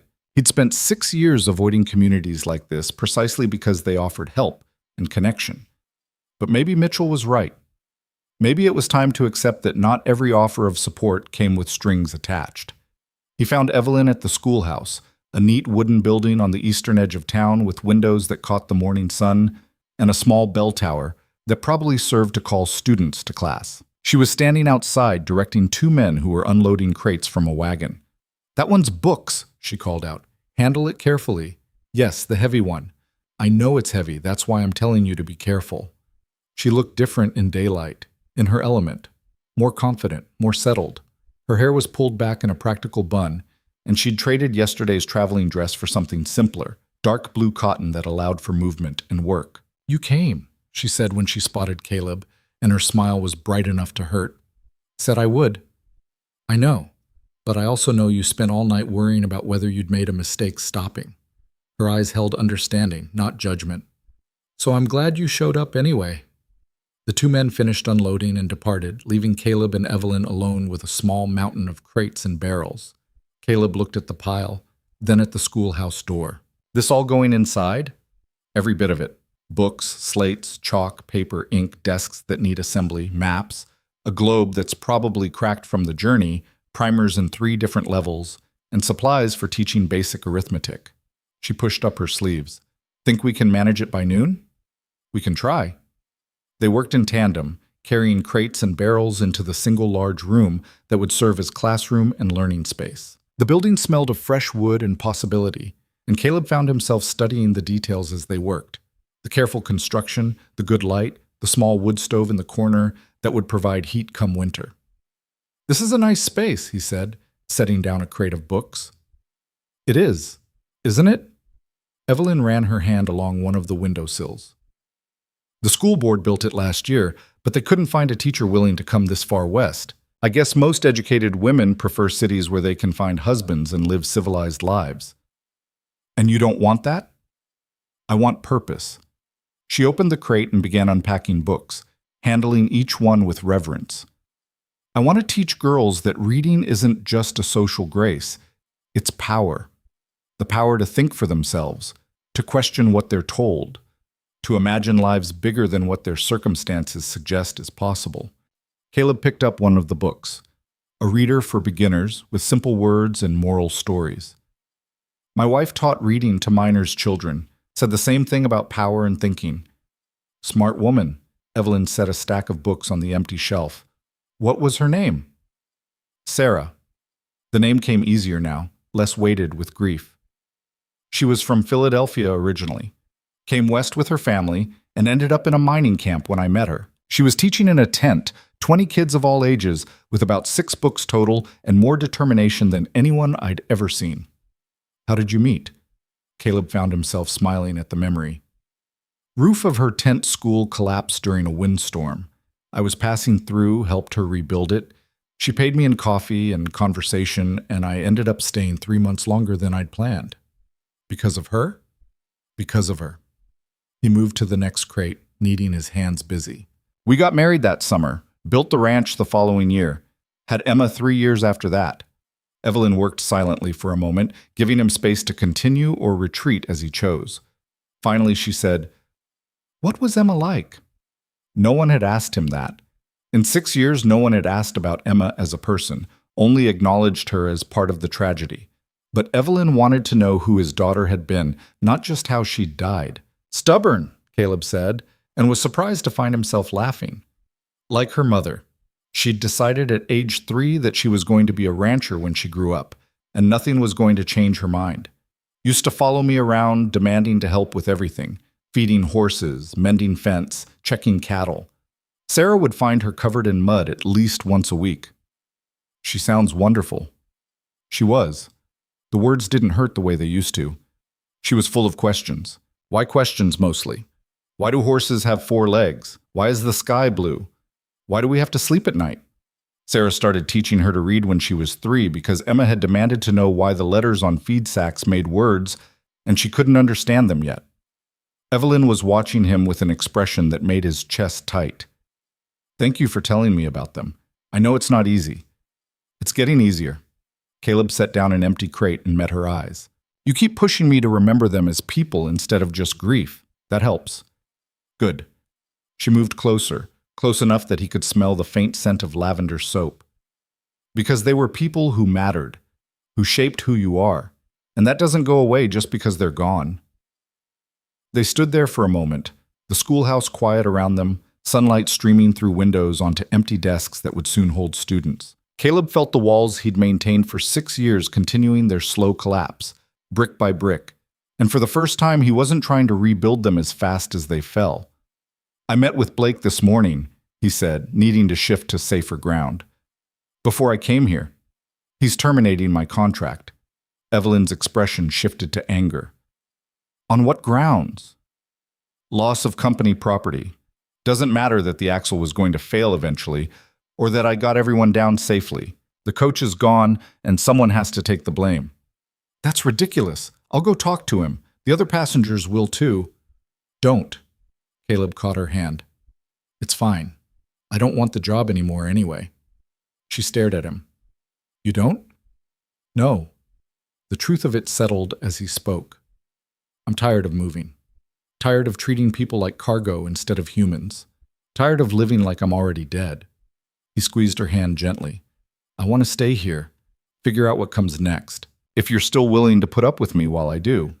Evelyn's smile started slow and grew until it lit up her entire face. "I'm willing. But Caleb, you need to understand something. Staying is going to be harder than running. You're going to have bad days. Days when the grief hits hard and you want to get on a horse and disappear. Days when building something new feels impossible." "I know. And I need you to promise me that on those days you'll talk to me. You'll let me help instead of running." Her eyes held his with fierce intensity. "Because I'm not doing this halfway. If we're building something together, we do it honestly. No hiding, no walls. Can you promise me that?" It was the hardest promise she could have asked for. Harder than staying, harder than admitting he wanted connection, because it required vulnerability, required letting someone see him at his worst and trusting they wouldn't leave. But Caleb thought about the past 6 years. The emptiness, the isolation, the slow death of living without really being alive. Thought about Sarah, who'd loved him enough to call him out when he was being stubborn or scared. About Emma, who'd never hesitated to climb into his lap when she needed comfort. They taught him that connection required courage, that love meant risk, and that hiding to avoid pain just created a different kind of suffering. "I promise," he said. "No more hiding." Evelyn stepped closer and kissed him. It was brief, gentle, tasting of coffee and courage and possibility. When she pulled back, her eyes were bright. "Good. Now help me move these desks. They're not going to assemble themselves." They spent the rest of the morning transforming the empty room into a functioning classroom. Desks assembled and arranged in rows, books organized by reading level on the shelves, slates stacked neatly, maps hung on walls. The globe, slightly cracked as predicted, placed on Evelyn's desk at the front. As they worked, they talked. Evelyn told him about growing up in Boston, about her father's insistence that she receive the same education as any boy, about the fight she'd had with her mother over whether ladies needed to understand philosophy and mathematics, about nursing her father through his final illness, and the decision to leave everything familiar behind for a chance to make a real difference. And Caleb told her about the ranch, about building it with his own hands, about the pride of watching cattle multiply and land become productive, about Sarah's laugh and the way she'd hum while cooking, about Emma's endless questions and the dreams he'd had for her future, about the night everything burned and the 6 years he'd spent trying to outrun the memory. By the time they finished, the sun was high overhead, and the schoolhouse looked ready for students. Evelyn stood at the front of the room, surveying their work with satisfaction. "This is good," she said. "This is going to work." "When do you start teaching?" "Tomorrow. I'm supposed to have 15 students to start, girls aged 7 to 14. Most have some basic reading skills, but they need structure and advanced education." She turned to face him. "What about you? What's your plan?" It was the question Caleb had been avoiding all morning. He had some savings, enough to last a few months if he was careful, but eventually he'd need work, need a way to support himself in this town where he'd chosen to stop running. "Honestly, I don't know yet. I'm good with horses, good with repairs and building. Maybe I can hire on somewhere, do day labor until I figure out something more permanent." "Mitchell might need help at the livery," Evelyn suggested.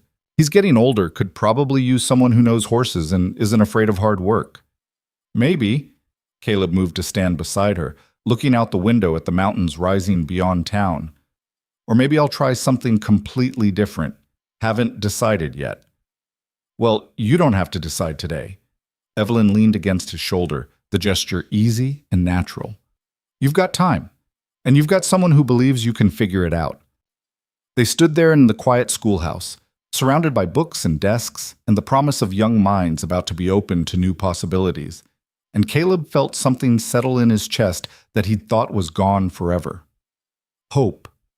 Not the desperate, grasping hope of someone trying to bargain with fate, but the quiet, steady hope of someone who'd survived the worst and was ready to try again. Who'd stopped running long enough to discover that standing still didn't have to mean stagnation. It could mean roots, growth, building something that might actually last. "Thank you," he said quietly. "For what?" "For seeing me, for not letting me hide, for making me believe I could be more than just a ghost driving a stagecoach." Evelyn turned to look up at him, and her expression held the kind of fierce tenderness that made his breath catch. "You were never just that, Caleb Vance. You were always more. You just needed someone to remind you." She was right. He'd been so focused on what he'd lost that he'd forgotten what remained: strength, skill, the capacity to care even when caring hurt. The ability to get up every morning and do hard, dangerous work because someone needed to.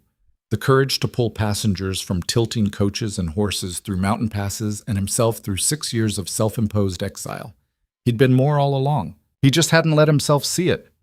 "Come on," Evelyn said, straightening. "I'm hungry, and there's supposedly a decent restaurant on Main Street. Let's go see if Colorado Springs knows how to feed people properly."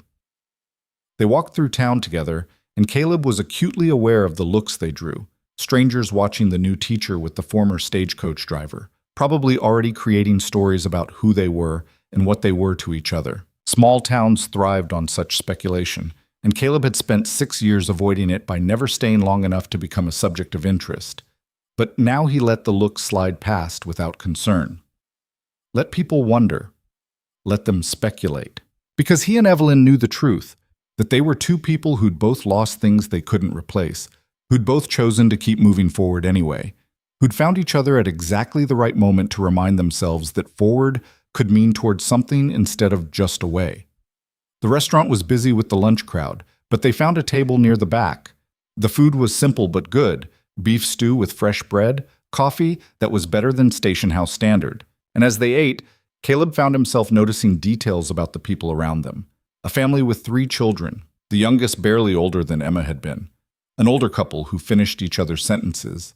A young man reading a newspaper while he ate, completely absorbed. People living their lives, building their days one meal, one conversation, one small moment at a time. Nothing dramatic, nothing exceptional, just the steady accumulation of ordinary existence that added up to something meaningful. Caleb wanted that. Wanted ordinary days and quiet moments. Wanted to stop chasing extremes, whether the constant motion of the road or the complete numbness of grief, and find something in between, something sustainable. "What are you thinking?" Evelyn asked, watching him. "That I want what they have." He gestured vaguely at the room. "Normal, boring, a life that doesn't require constant vigilance just to survive. You can have that here, if you want it." "I do want it." The admission felt like stepping off a cliff, terrifying and exhilarating. "But I'm scared. Scared I won't know how to do it. Scared I'll fail or lose it again or—" "Caleb." Evelyn's hand covered his across the table. "Fear is normal, expected even. You've been through something terrible. It changed you. And now you're trying to change again. Trying to become someone who can love and connect and build, despite knowing how much it can hurt to lose." She squeezed his hand. "That takes incredible courage. And you don't have to do it alone." "I know." He turned his hand over, lacing their fingers together. "That's what scares me most. Letting you in, letting myself need you. What if—" "No what ifs." Her voice was firm. "Not today. Today, we just eat lunch and walk back through town, and maybe I show you the house I'm renting. It's got a terrible stove but a decent porch. Tomorrow we worry about what comes next. But today, we just be. Can you do that?" Could he? Could he exist in a single moment without racing ahead to all the ways it might end badly? Without planning his escape route or building walls against potential loss? Caleb looked at Evelyn's steady gray-green eyes and made himself try. Made himself focus on the warmth of her hand in his, the taste of good food, the sound of ordinary conversation around them. Made himself be present instead of running ahead or lingering behind. Yeah, he said. I can do that. They finished lunch in comfortable silence, paid their bill, and walked back out into the bright afternoon. The streets of Colorado Springs stretched before them, full of possibility and unknown futures. And for the first time in 6 years, Caleb found himself looking forward instead of back. Evelyn's rented house was small but well built, with a porch that faced west toward the mountains and a small garden plot that looked like it might actually grow something come summer. She gave him a tour, parlor, kitchen, with the promised terrible stove, bedroom with a quilt that reminded him painfully of one Sarah had made. He pushed past the ache and focused on the present. I like it, he said. Feels like a home. It's getting there. Evelyn moved to the kitchen, putting water on for coffee. Still needs work. The fence is falling down, the porch steps need replacing, and I'm fairly certain there's a family of mice living in the pantry. But it's mine. First place I've had that's truly mine. I could help, with the fence and steps. I'm good at that kind of work. She turned from the stove, eyebrows raised. You sure? You don't have to. I want to. And he did. Wanted to put his hands to useful work. Wanted to help her build her life here. Wanted to be part of something that mattered. Besides, I need something to do while I figure out what comes next. Might as well make myself useful. Then I accept. Her smile was warm. Though I should warn you, once you start fixing things around here, I'm going to keep finding projects. Good. Caleb found himself returning the smile. I could use some projects. They sat on the porch as afternoon stretched toward evening, drinking coffee and watching the mountains turn gold, then purple, in the changing light. They didn't talk much, didn't need to, just sat together in comfortable quiet while the town settled around them and Caleb felt his heart remember how to be still. This was what he'd been missing, not the ranch specifically, or the life he'd lost, but this, connection without pressure, presence without performance, the simple comfort of being with someone who knew your scars and chose to stay anyway. I should go, he said eventually, though he didn't move. Mitchell's probably wondering where I disappeared to. Probably. Evelyn didn't move either. Come back tomorrow? The fence really does need work, and I'm terrible at carpentry. I'll be here. She walked him to the gate, and at the boundary of her property they stopped. The air between them felt charged with possibility and promise, and all the things they hadn't yet said. Thank you, Evelyn said softly. For staying, for trying. I know it's not easy. Thank you for making me want to try. Caleb touched her face gently, memorizing the feel of her skin, the way she leaned into his palm. See you tomorrow. Tomorrow, she agreed. He walked back through town as twilight deepened, his mind quieter than it had been in years. The fear was still there, would probably always be there, a shadow reminder of loss and grief. But it was manageable now, balanced by hope and connection and the slow, steady work of building something new. Mitchell was waiting at the livery, but he didn't ask questions about where Caleb had been all day. Just handed him a plate of leftover stew and jerked his head toward the office. Eat, then get some rest. You look like you've been wrestling with something heavy. Caleb took the plate, grateful for the lack of interrogation. Something like that. You figure it out? Working on it. Mitchell nodded, satisfied. Good enough. Door upstairs is unlocked. Caleb climbed to the room above the stable where his borrowed bed waited. He ate Mitchell's stew, washed his face in the basin, and lay down fully clothed as exhaustion finally caught up with him. But before sleep took him, he let himself think about tomorrow. About fixing Evelyn's fence and porch steps. About finding work that would let him stay in this town. About building a life one day. One choice, one small act of courage at a time. About learning to live again instead of just surviving. And for the first time since Sarah and Emma died, Caleb Vance let himself believe that maybe, just maybe, he deserved another chance at happiness. That maybe the ashes of his old life could actually fertilize something new, the way Evelyn had said back on that first day in the stagecoach. He fell asleep with her name on his lips and hope taking root in the scorched earth of his heart. The days that followed fell into a rhythm that Caleb hadn't experienced in 6 years, waking in the same place, working toward something that mattered, ending each evening with someone who knew his name and his history and chose his company anyway. He started at Evelyn's house just after dawn that first morning, tools borrowed from Mitchell, and a plan sketched out in his head. The fence was worse than she'd described. Half the posts were rotted through, and the rails sagged like tired shoulders. But it was fixable. Everything was fixable if you had enough time and patience. Evelyn left for the schoolhouse before he arrived, but she'd left coffee warming on the stove and a note that said simply, "Thank you, back by 4." Caleb stood in her kitchen, holding that scrap of paper, and felt something warm spread through his chest. It was such a small thing, coffee and a note, but it spoke of consideration, of someone thinking about him when he wasn't there. He spent the morning digging out rotten fence posts and setting new ones, the physical work clearing his mind in ways that sitting still never could. By noon, he'd replaced 6 posts and was starting on the rails when Mitchell appeared, leading the new wheeler. "Thought you might want some company," Mitchell said, tying the horse to a tree. "Also thought this one could use some exercise. She's getting restless in the stable." Caleb straightened, wiping sweat from his forehead despite the cool mountain air. "Appreciate it. She settling in okay?" "Better than expected. Smart horse. Learns fast." Mitchell studied the fence work. "You're good at this. Done it before?" "Built most of my ranch fencing myself, long time ago." Mitchell pulled out his pipe and lit it, clearly settling in for conversation. "So you planning to stay in Colorado Springs, or is this just a stopover before you start moving again?" It was the question everyone wanted to ask, but most were too polite to voice directly. Caleb appreciated Mitchell's bluntness, made it easier to give an honest answer. "Planning to stay. Just need to figure out how to support myself while I do." "Well," Mitchell puffed on his pipe, "I could use help at the livery. Not full-time wages, but steady work. You're good with horses, and I'm getting too old to do all the heavy work myself." Caleb set down his hammer. "You offering me a job?" "If you want it. Nothing glamorous, mucking stalls, shoeing, basic veterinary work, dealing with customers who think they know horses better than we do. But it's honest work, and it pays enough to live on." It wasn't what Caleb had imagined for himself 6 years ago. It wasn't ranching or building something permanent with his own hands, but it was real. It was here. And it was being offered by a man who asked few questions and seemed to judge a person by their work rather than their past. "I want it," Caleb said. "When do I start?" "Already did, seems like." Mitchell gestured at the fence.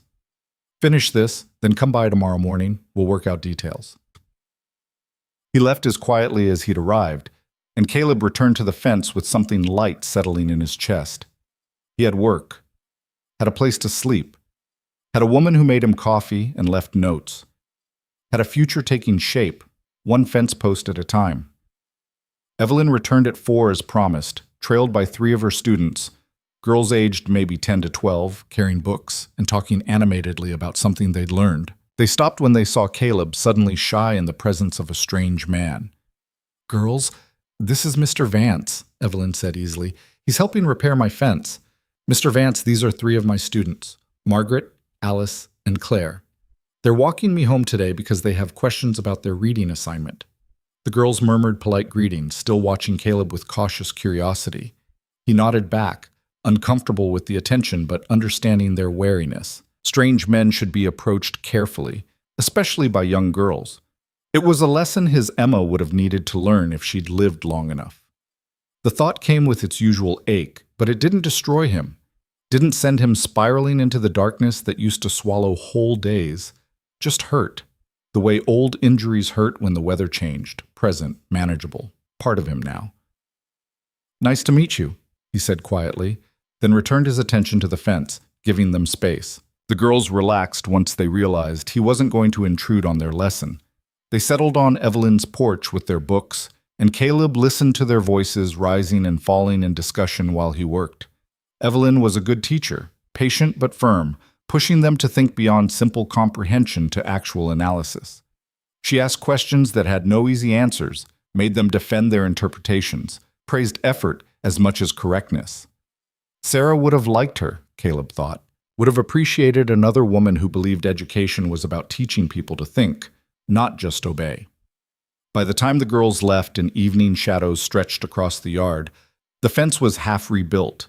Caleb stood back, surveying his work with the critical eye of someone who'd spent years building things to last. "It's good work," Evelyn said, appearing beside him with 2 cups of coffee. Sturdy, built to withstand weather. That's the idea. Caleb accepted the coffee gratefully. Should have the rest finished tomorrow. And then what? You going to find more fences to fix until you run out of fences in Colorado Springs? He almost smiled. Mitchell offered me work at the livery, starting tomorrow. Evelyn's face lit up. Caleb, that's wonderful. Are you going to take it? Already did. Good. She touched his arm briefly. That's really good. I'm proud of you. The words hit him harder than they should have. When was the last time someone had said they were proud of him? Sarah, probably, years ago. And now this woman he'd known less than a week was offering the same acknowledgement, and it mattered more than Caleb wanted to examine. It's just a job, he said, deflecting. It's more than that. It's you choosing to stay, to build something here. Her eyes held his. It's you choosing life over survival. That's worth being proud of. They stood together in the cooling evening, drinking coffee and watching the mountains catch the last light. And Caleb let himself feel it. The rightness of being here, the possibility of tomorrow, the slow healing of wounds he'd thought would bleed forever. The weeks that followed were harder than Caleb expected, but in different ways than he'd feared. The work at the livery was demanding but satisfying. Horses were easier than people, their needs straightforward and their affection earned through consistency rather than conversation. Mitchell was a good boss, quick to teach and slow to criticize, and Caleb found himself learning techniques he'd never encountered during his ranching years. But staying still meant confronting things he'd outrun for 6 years, meant waking up in the same room every morning with nowhere to flee when memories hit hard, meant building routines that reminded him of all the routines he'd lost, meant letting people know him well enough to ask questions about the grief he still carried. The first bad day came 3 weeks after he'd arrived. Caleb woke from a nightmare, Sarah and Emma calling for him through smoke and flames while he stood frozen, unable to move or help or do anything but watch them die. He'd had the dream countless times over the years, but this time he couldn't just harness a team and drive it away. Had to sit with it, let it burn through him, face the fact that no amount of running had ever diminished the horror of that night. He almost left. Almost saddled one of Mitchell's horses and rode out before dawn could catch him. But he'd made a promise to Evelyn. No more hiding, no more walls. So instead he showed up at her house at sunrise, knocked on her door and said, "I need to talk. Is that okay?" She let him in without hesitation, made strong coffee, and sat across from him at her kitchen table while he told her about the nightmare, about how real it still felt after 6 years, about the guilt that sat like lead in his stomach, the knowledge that he'd been out checking cattle while his family burned, that if he'd been 10 minutes closer, he might have saved them. "You don't know that," Evelyn said quietly when he finished. "You might have just died with them. Or you might have saved one but not the other and spent the rest of your life carrying that choice. There's no version of that night where you walk away without scars." "I know, but knowing doesn't make it easier." "No." She reached across the table, taking his hand. "It doesn't, and some days are going to be this hard. Some days you're going to want to run, and it's going to take everything you have to stay. But Caleb, you're here. You didn't run. You came to me instead, and that matters. That's progress." He wanted to argue, wanted to say that almost running shouldn't count as success, but looking at her steady eyes, at the way she held his hand like an anchor, he understood what she meant. The old Caleb would have been miles gone before the nightmare fully faded. This Caleb had chosen connection over isolation, had chosen to share the burden instead of carrying it alone. It was progress. Small, painful, imperfect progress, but progress nonetheless. The weeks turned into months, and Colorado Springs settled into summer heat that reminded Caleb of New Mexico but felt somehow gentler. He fell into routines, work at the livery, repairs on Evelyn's house that seemed endless but satisfying, dinners together more evenings than not. They talked about everything and nothing. She told him about her students' progress, about the girl who'd barely been able to read in April and was now devouring books faster than Evelyn could supply them. He told her about difficult horses and particular customers, about the satisfaction of coaxing trust from animals that had been mistreated. They didn't rush the physical intimacy. Both of them carried too much history, too many scars, to move carelessly into that territory. But there were kisses on the porch in evening light, hands held during walks through town, The comfortable touch of shoulders as they sat together. Building slowly, carefully, with the kind of patience that came from knowing what they were creating mattered too much to hurry. But staying meant that people talked. Small towns thrived on gossip, and the new teacher spending time with the former stagecoach driver was prime material. Most of it was harmless speculation. When would they marry? Was he good enough for her? Was she civilized enough for him? But some of it was darker. Whispered questions about his past and whether a man who'd lost one family could be trusted with another. Caleb heard the whispers, tried to ignore them, but they settled under his skin like splinters, making him question whether he had any right to build something new with Evelyn when he'd failed so completely to protect what he'd had before. The confrontation came in late August, outside the general store. Caleb was loading supplies for the livery when a man he vaguely recognized, father of one of Evelyn's students, maybe, approached with aggressive casualness. "You're the driver," the man said. It wasn't a question. "Was," Caleb corrected. "I work at Mitchell's livery now." "Right, and you're seeing Miss Shaw." Caleb's hand stilled on the crate he was lifting. "Is that your business?" "It is when my daughter's being taught by a woman who keeps company with a man of questionable character." The man's voice was loud enough to carry. "We know you lost your family, know you've been drifting for years. Some folks are wondering what kind of influence you might be on our teacher." Heat flared in Caleb's chest. Anger and shame twisted together. He wanted to defend himself, to explain that grief didn't make him dangerous, that losing people didn't disqualify him from trying again. But the words stuck in his throat, trapped by all the ways he'd questioned the same things in private. "That's enough." Evelyn's voice cut across the street, sharp and furious. She'd appeared from somewhere, and her expression was fierce enough to make the man step back.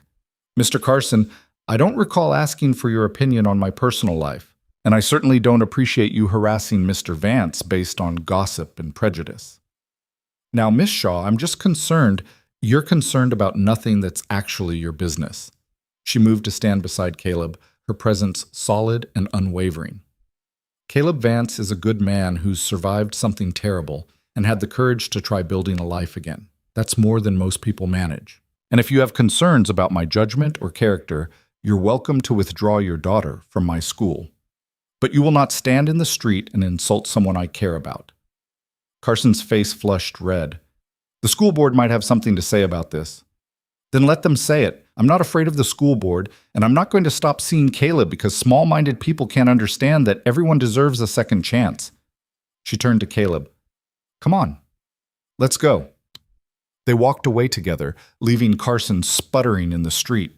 Caleb's hands were shaking from anger, from shame, from the overwhelming feeling of being defended when he'd expected to stand alone. "You didn't have to do that," he said when they were out of earshot. "Yes, I did." Evelyn's voice was still hot with anger. "No one gets to question your worth like that. Not when I'm standing right there. Not ever." "But he's right about some of it. I am a man who lost his family, who ran for 6 years instead of dealing with it, who's only just starting to figure out how to live again." He stopped walking, forcing her to turn and face him. "Maybe he's right to question whether I'm good enough for you." "Caleb Vance, you listen to me." Evelyn grabbed his shoulders, her grip surprisingly strong. "You are not defined by your worst day.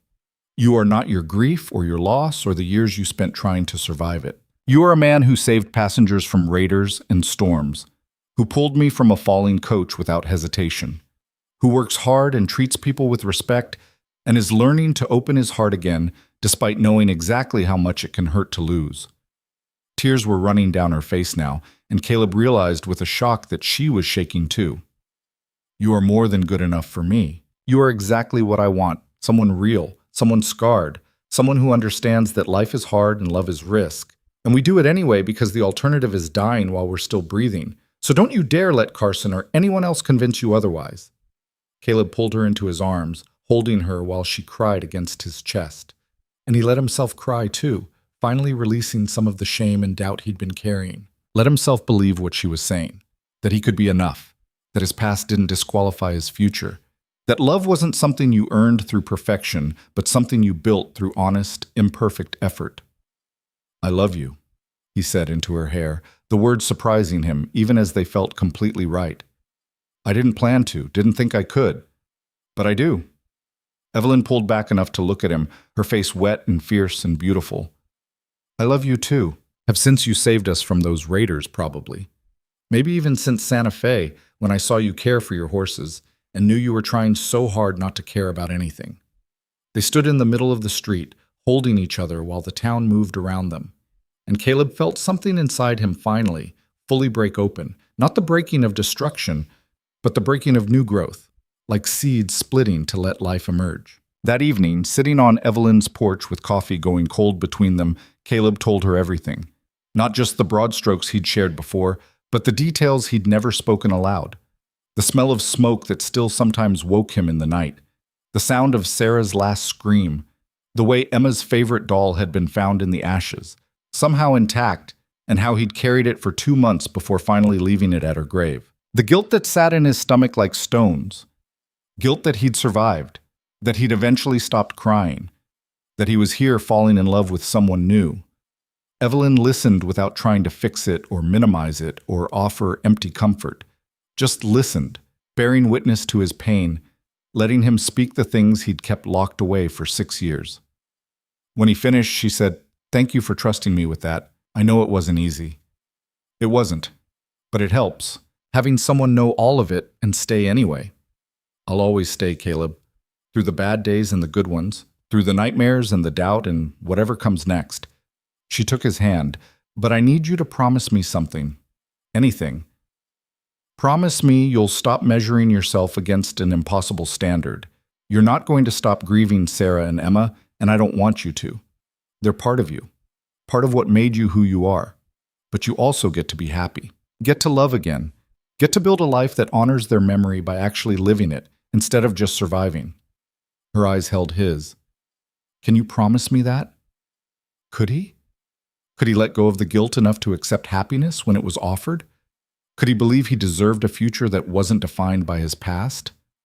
Caleb thought about the months he'd been in Colorado Springs, about work that satisfied him, community that was slowly accepting him, love that was growing despite all his fears, about the way Evelyn looked at him, not like a project to fix, but like a man worth knowing, worth loving. "I promise," he said. "I'll try. Probably going to mess up sometimes. Probably going to have days when the guilt wins. But I promise I'll keep trying. That's all I ask." She kissed him, long and deep and full of promise. That's all anyone can ask. The next morning, Caleb woke with a clarity he hadn't felt in years. He knew what he needed to do, what he should have done months ago but hadn't been ready for until now. He found Mitchell in the livery office, going over supply orders. "I need some time off, maybe 3 days. There's something I have to take care of." Mitchell looked up, studied his face, and nodded. "You going back to Wyoming?" "How'd you know?" "Because you've been carrying something heavy since you got here, and sometimes the only way to put something down is to go back and face it properly." Mitchell set down his pen. "Take the time. Take one of the horses. Just come back." "I will." Caleb meant it. "I'm coming back." He told Evelyn that evening, expecting her to protest or offer to come with him. But she just nodded and said, "Good. You need to say goodbye properly. Close that chapter so you can fully open this one." "You're not worried I'll run?" "No." Her certainty was absolute. "You're not that man anymore. You'll go, you'll grieve, and you'll come home. To me, to us." She was right. He was going home, just taking the long way there. The ride to Wyoming took 2 days, following trails Caleb hadn't traveled in 6 years, but that his body remembered like old songs. The land looked the same, but felt different, smaller somehow, less overwhelming than it had been in his grief-stricken memory. The ranch was gone. He'd known that intellectually, but seeing it still hit hard.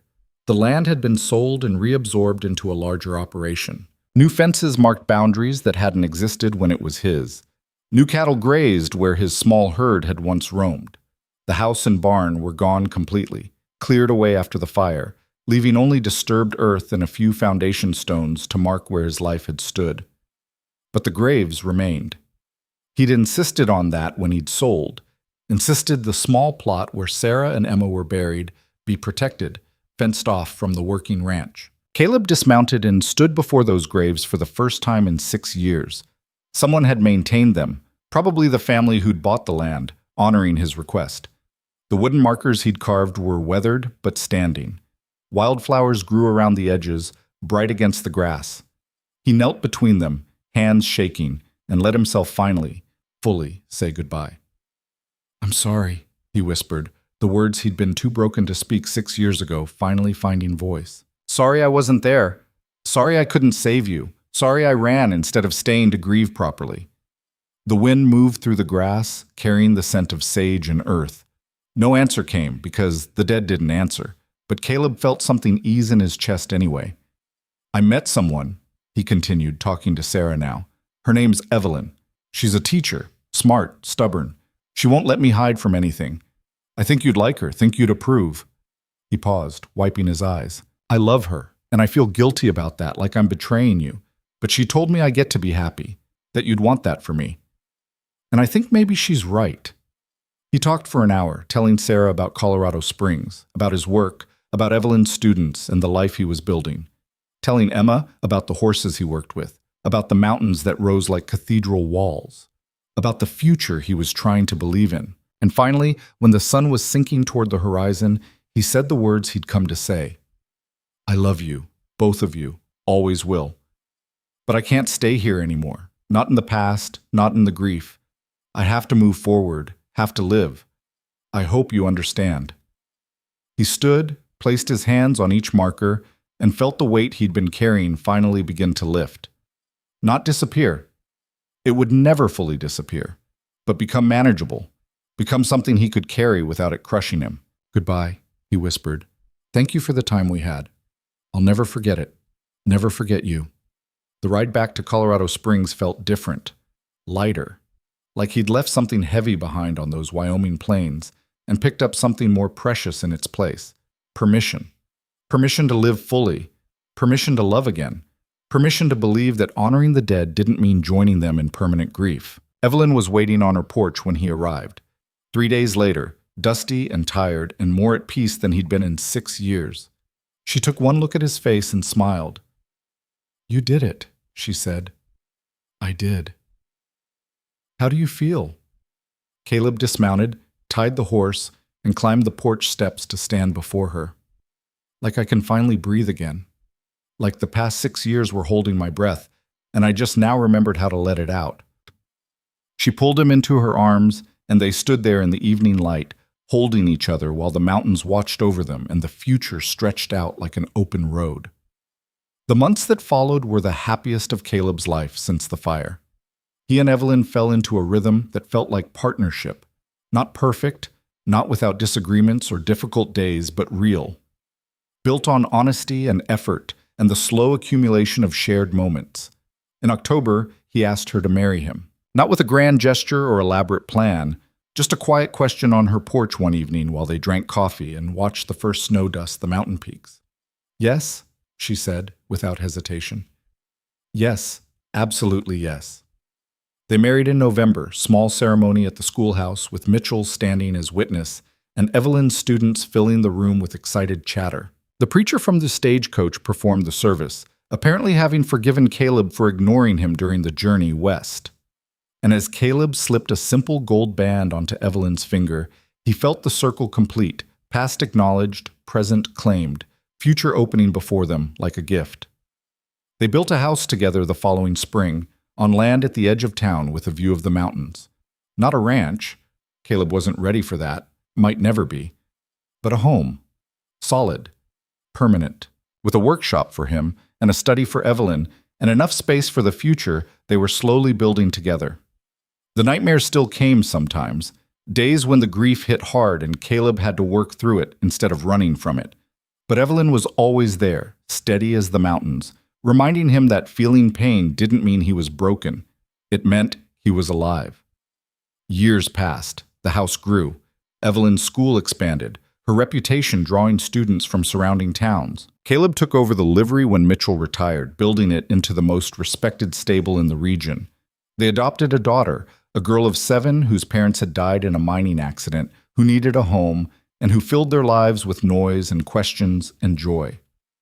Her name was Rose, and she had Emma's curiosity and Sarah's determination, and Caleb loved her with a fierceness that would have terrified him years ago, but now just felt right. On a summer evening 10 years after he'd arrived in Colorado Springs, Caleb sat on his porch with Evelyn beside him and Rose running through the yard chasing fireflies. The mountains stood guard as they always had, and the air smelled of pine and possibility. "Happy?" Evelyn asked, leaning against his shoulder. Caleb thought about the question, about Sarah and Emma, who he still carried with him, but who no longer defined every moment, about the 6 years he'd spent running and the 10 years he'd spent building, about the woman beside him and the child in the yard and the life they'd created from ashes and courage. "Yeah," he said, and meant it completely. "I'm happy." It wasn't the happiness he'd had before. That was gone, burned away in a Wyoming fire along with the man he'd been. This was different, harder won, built on scars and survival and the deliberate choice to keep trying even when it hurt. It was the happiness of someone who'd lost everything, run from the pain, and finally found the courage to stop running and start living again. The happiness of knowing that love didn't destroy him, it had brought him back to life. Rose ran up onto the porch, breathless and laughing, and climbed into Caleb's lap. "Papa, did you know that fireflies light up to find each other in the dark?" "I did know that," Caleb said, wrapping his arms around her. "That's beautiful," Rose said seriously, "finding light in the dark." Evelyn caught Caleb's eye over Rose's head, and her smile held understanding. They had found light in the dark, found each other when both of them needed it most, and built something that lasted. "It is beautiful," Caleb agreed, holding his daughter close. "The most beautiful thing there is." The stars came out over Colorado Springs, one by one, lighting up the summer sky. And Caleb Vance, rancher, driver, husband, father, watched them appear and felt finally completely at peace. He'd stopped running, had planted roots deep enough to weather any storm, had learned that you could carry grief and joy together, that honoring the past didn't mean abandoning the future, that love was always worth the risk of loss. Had learned, most importantly, that life wasn't about avoiding pain. It was about choosing to live fully despite knowing pain would come. About standing in the fire and coming through scarred but stronger. About finding the courage to open your heart again even when you knew exactly how much it could hurt to lose. And in learning those lessons, Caleb had finally found what he'd been searching for during all those years of running. Not escape, not numbness, not safety, but home, purpose, love. The things that mattered, the things worth fighting for, the things that made being alive, truly alive, worth every moment of fear and pain and risk. Rose fell asleep against his chest, and Evelyn's hand found his in the darkness. The mountains stood eternal watch, and the future stretched before them, unknown but no longer terrifying. Because Caleb Vance had finally learned the truth he'd run from for so long.